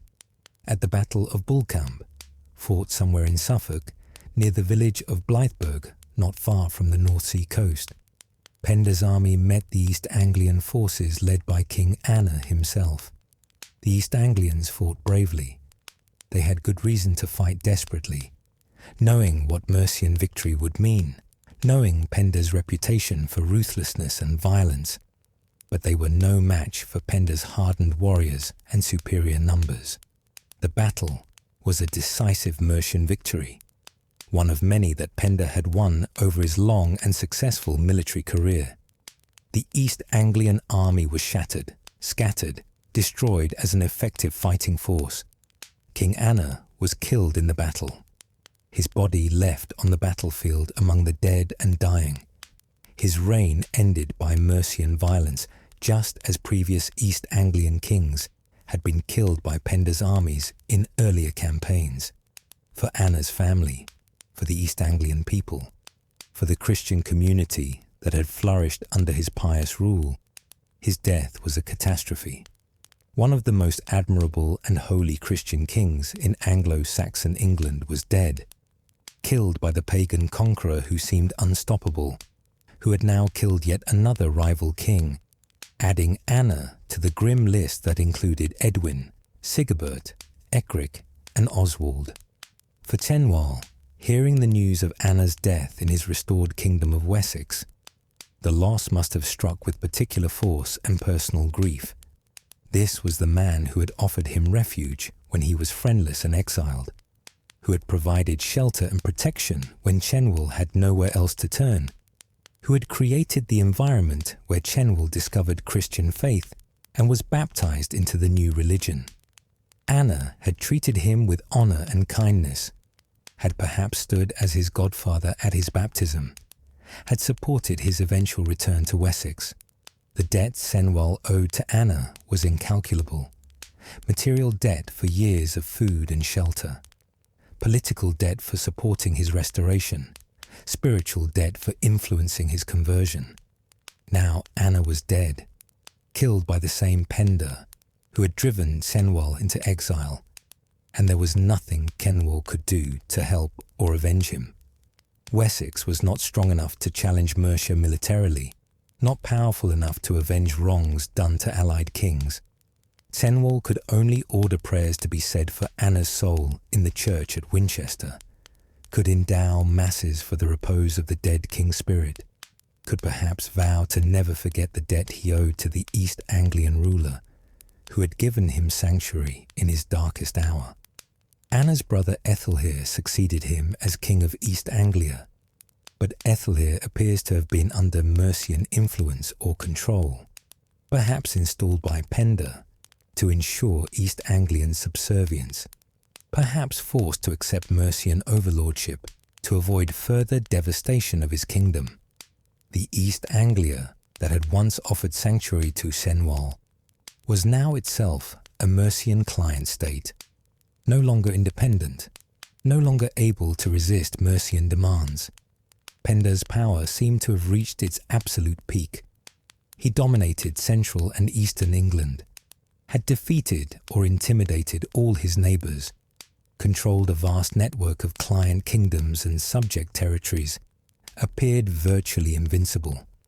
But the very extent of Penda's success, the sheer scale of his conquests, and the ruthlessness of his methods were creating the conditions for his eventual downfall. By killing so many kings, Edwin, Sigebert, Ecgric, Oswald, Anna, and others not recorded in our surviving sources, Penda had made enemies across Anglo-Saxon England.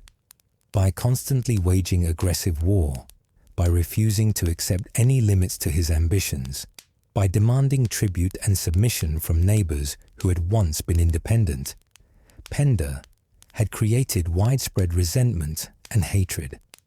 By remaining defiantly pagan even as Christianity spread through other kingdoms, by his treatment of Christian kings like Oswald, whose body he dismembered and displayed as pagan trophies, Penda had made himself an enemy of the church and of Christian rulers who saw him as a pagan tyrant, an enemy of civilization and true religion. The various kingdoms and rulers who had suffered from Mercian aggression or who feared becoming Penda's next victims had strong common interests that should have brought them together in united resistance. In Northumbria, King Oswiu of Bernicia had not forgotten that Penda had killed his brother Oswald at Maserfield in 642. In East Anglia, there must have been burning resentment of Mercian domination and grief for the kings Penda had killed. In Wessex, Cenwalh had personal reasons to hate Penda, who had driven him into exile. Across much of Christian Anglo-Saxon England, Penda was seen as a pagan tyrant, whose power threatened everyone, whose next invasion might strike anywhere, whose ambitions knew no bounds.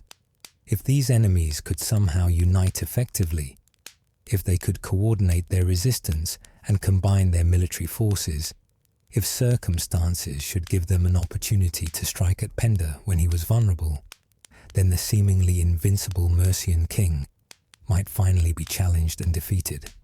But coordinating such resistance was extraordinarily difficult given the distances involved, the lack of efficient communications, the mutual suspicions and competing interests among potential allies, and the simple fact that Penda's power was so overwhelming that challenging him directly seemed suicidal. In the year 655, Penda assembled a massive army for what he clearly intended to be his final, definitive conquest: the complete destruction of Northumbrian power in Bernicia and the elimination of King Oswiu, who represented the last significant resistance to total Mercian domination of Anglo-Saxon England.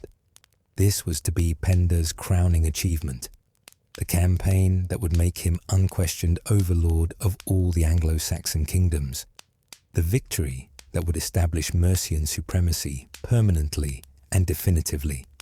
The sources tell us that Penda gathered 30 warbands or legions for this campaign, each led by a royal commander, creating a huge combatiti force that represented not just Mercian power, but contingents drawn from various client kingdoms and allied forces from different regions.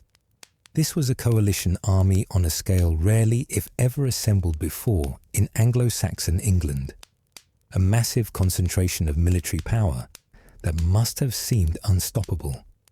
Among the forces that joined Penda's great army were warriors from Gwynedd in Wales under King Cathedral, demonstrating Penda's willingness to ally with British kingdoms when it served his purposes.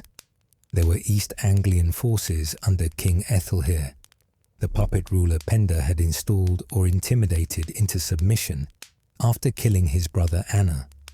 Most remarkably and ominously, there were even some Northumbrians from Dara under King Ethelwold, showing how Penda had managed to exploit the divisions within Northumbria itself, recruiting some Northumbrians to fight against their fellow Northumbrians, turning the southern part of Northumbria against the northern part.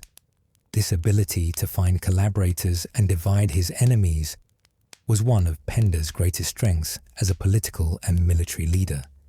This enormous army, 30 royal commanders each leading their own warband, thousands upon thousands of warriors drawn from across much of Britain, the largest military force assembled in generations, marched north into Bernicia, deep into Northumbrian territory, carrying destruction and terror before them. According to the Historia Brittonum, a British historical text compiled centuries later, but drawing on earlier sources, Penda besieged King Oswiu at a place called Udu, which some scholars have tentatively identified with Stirling in Scotland, though this identification is far from certain, and other locations have been proposed. If the siege really occurred far north in Scotland, this would indicate that Oswiu had been driven from his core territories and was making a desperate last stand in a remote fortress far from his kingdom's heartland. Oswiu found himself in apparently hopeless circumstances, vastly outnumbered, his kingdom invaded and ravaged, his own death and the destruction of Bernician independence seeming inevitable. According to later accounts, he tried to negotiate with Penda, offering treasure and tribute to persuade the Mercian king to withdraw without fighting. But Penda refused any terms, rejected any compromise or negotiation. There would be no mercy, no accommodation, no acceptance of submission and tribute. Penda intended total victory, the complete destruction of Oswiu's power, probably Oswiu's death in battle, as so many other kings had died at Mercian hands. Penda had spent decades building Mercian supremacy through relentless warfare and would not accept anything less than total victory now. But Oswiu, driven to absolute desperation, with no hope of survival through negotiation or submission, chose to fight anyway despite the overwhelming odds against him. Sometimes desperate men fight with extraordinary courage and ferocity, because they have nothing to lose, because they know they face death whether they fight or flee, because they prefer to die with weapons in their hands rather than submit to inevitable slaughter. Or perhaps Oswiu saw some tactical advantage that gave him a slight hope of victory despite the numbers against him. Or perhaps, as a Christian king facing a pagan enemy, he trusted in God to grant him miraculous victory, as he had granted victories to the Israelites in biblical stories. On November 15, 655, the two armies met at the Battle of Winchester, fought near a river, probably the Went in Yorkshire, though like so many details from this period the exact location remains uncertain. That was in flood from heavy autumn rains, its waters swollen and dangerous, rushing along with currents strong enough to drown anyone who fell into it. The weather conditions that created the flooding would become crucial to the battle's outcome in ways neither side could have fully anticipated. The exact circumstances and tactics of the battle remain frustratingly unclear in the surviving accounts, which provide only the barest outline of what happened. We know the outcome: Oswiu's victory, Penda's death, the destruction of the Mercian army. But the military details of how this unlikely result was achieved are lost to us, hidden behind inadequate sources and the passage of centuries. Did Oswiu use superior tactics despite inferior numbers? Did the flooding river constrain Penda's ability to use his numerical advantage effectively? Did some of Penda's coalition partners betray him, refusing to fight, or even switching sides at a crucial moment? Did weather conditions favour the Northumbrians in some way? We simply don't know. What we do know is that against all expectations, despite being vastly outnumbered, facing the greatest warrior king of the age commanding the largest army assembled in generations, King Oswiu of Northumbria won a decisive and overwhelming victory. Penda's great army was defeated, shattered, destroyed as an effective fighting force. The mighty coalition that had seemed unstoppable was broken and scattered in panic and confusion. And in the chaos of battle, with the flooded river cutting off retreat and the Northumbrians pressing their unexpected victory with fierce determination, King Penda of Mercia was killed. The man who had dominated Anglo-Saxon England for 3 decades, who had killed 5 or more rival kings, whose name brought fear to his enemies, whose military genius and ruthless violence had made Mercia the greatest power in the land. Penda died on that rainy November day, his body left on the battlefield, like those of so many kings he had himself slain. His seemingly invincible power suddenly and dramatically ended. The sources tell us that more warriors drowned in the flooded river during the retreat than were killed in the actual fighting itself, as Penda's enormous army broke and fled in panic when their king fell. Thousands of men trying desperately to cross the swollen waters to reach safety, many of them drowning in the attempt, their bodies swept away by the current.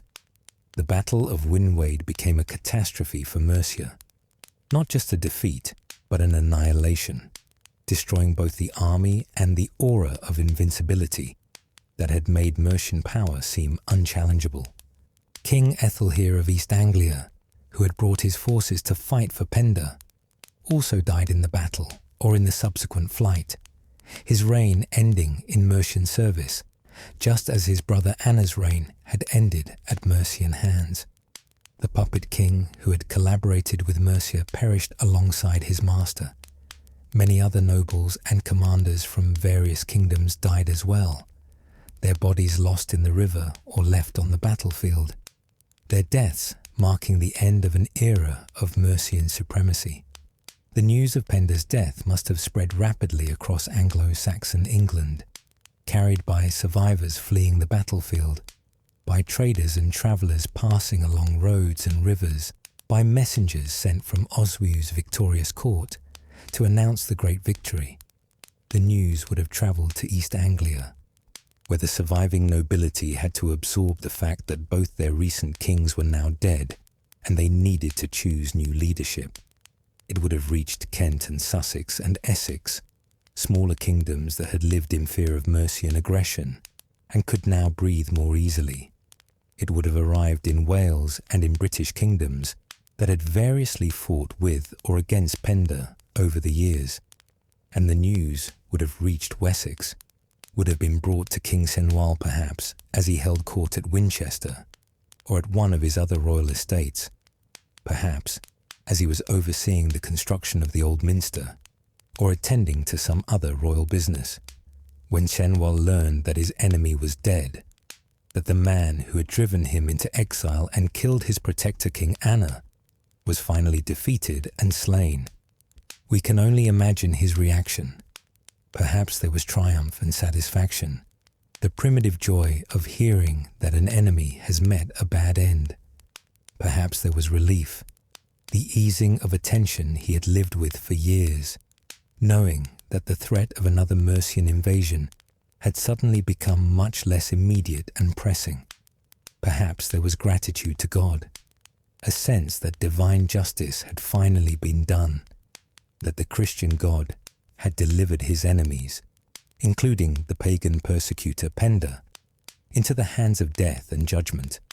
Cenwalh might have ordered special prayers of thanksgiving in the church at Winchester, praising God for the victory of the Christian king Oswiu over the pagan tyrant Penda, giving thanks for the deliverance of Anglo-Saxon England from Mercian domination. He might have ordered masses to be said for the souls of those killed in the battle, including perhaps for Anna, who had been Penda's victim just a year before and could now be avenged. He might have gathered his nobles to discuss what Penda's death meant for Wessex, what opportunities it created, what new possibilities for independent action were now available. Penda's death changed everything. The entire political landscape of Anglo-Saxon England was transformed almost overnight. Mercia itself fell into chaos and division, its power and unity shattered. The dominance that Mercia had enjoyed under Penda evaporated in the aftermath of Winwade. Different factions struggled for control. Some parts of Mercia were temporarily occupied by Oswiu, who tried to extend Northumbrian influence southward. The client kingdoms that had been forced to acknowledge Mercian supremacy suddenly found themselves free to act independently. The whole system of Mercian overlordship that Penda had built through 3 decades of successful warfare collapsed in a matter of weeks or months. For Wessex, and for King Cenwalh personally, this was the moment when true independence became fully possible. No longer would Mercian power threaten to overwhelm West Saxon sovereignty. No longer did Cenwalh need to constantly look over his shoulder, fearing the next Mercian invasion, wondering if he would be driven into exile again. Penda could attack no more kingdoms, kill no more kings, demand no more tribute. Cenwalh could now rule his kingdom with security, could make decisions without always having to calculate how Mercia would react, could focus on building up Wessex rather than merely trying to survive Mercian threats. As the year 655 drew to a close and 656 began, King Cenwalh of Wessex found himself in a position he could hardly have imagined during the dark days of his exile. He was secure on his throne. His greatest enemy was dead. His kingdom was stable and Christian. His relationship with the church, symbolized by the great project of building the Old Minster at Winchester, was strong and mutually supportive. The future seemed to offer genuine possibilities for West Saxon prosperity and expansion. The worst, the defeat, the exile, the humiliation, the constant threat from Mercia, was behind him. The best, or so it must have seemed, was yet to come. Rest now, dear listener, and let these thoughts of triumph and restoration carry you deeper into sleep. Close your eyes and drift peacefully as we prepare to explore King Cenwalh's mature reign, the years when he would build his legacy and shape Wessex's future.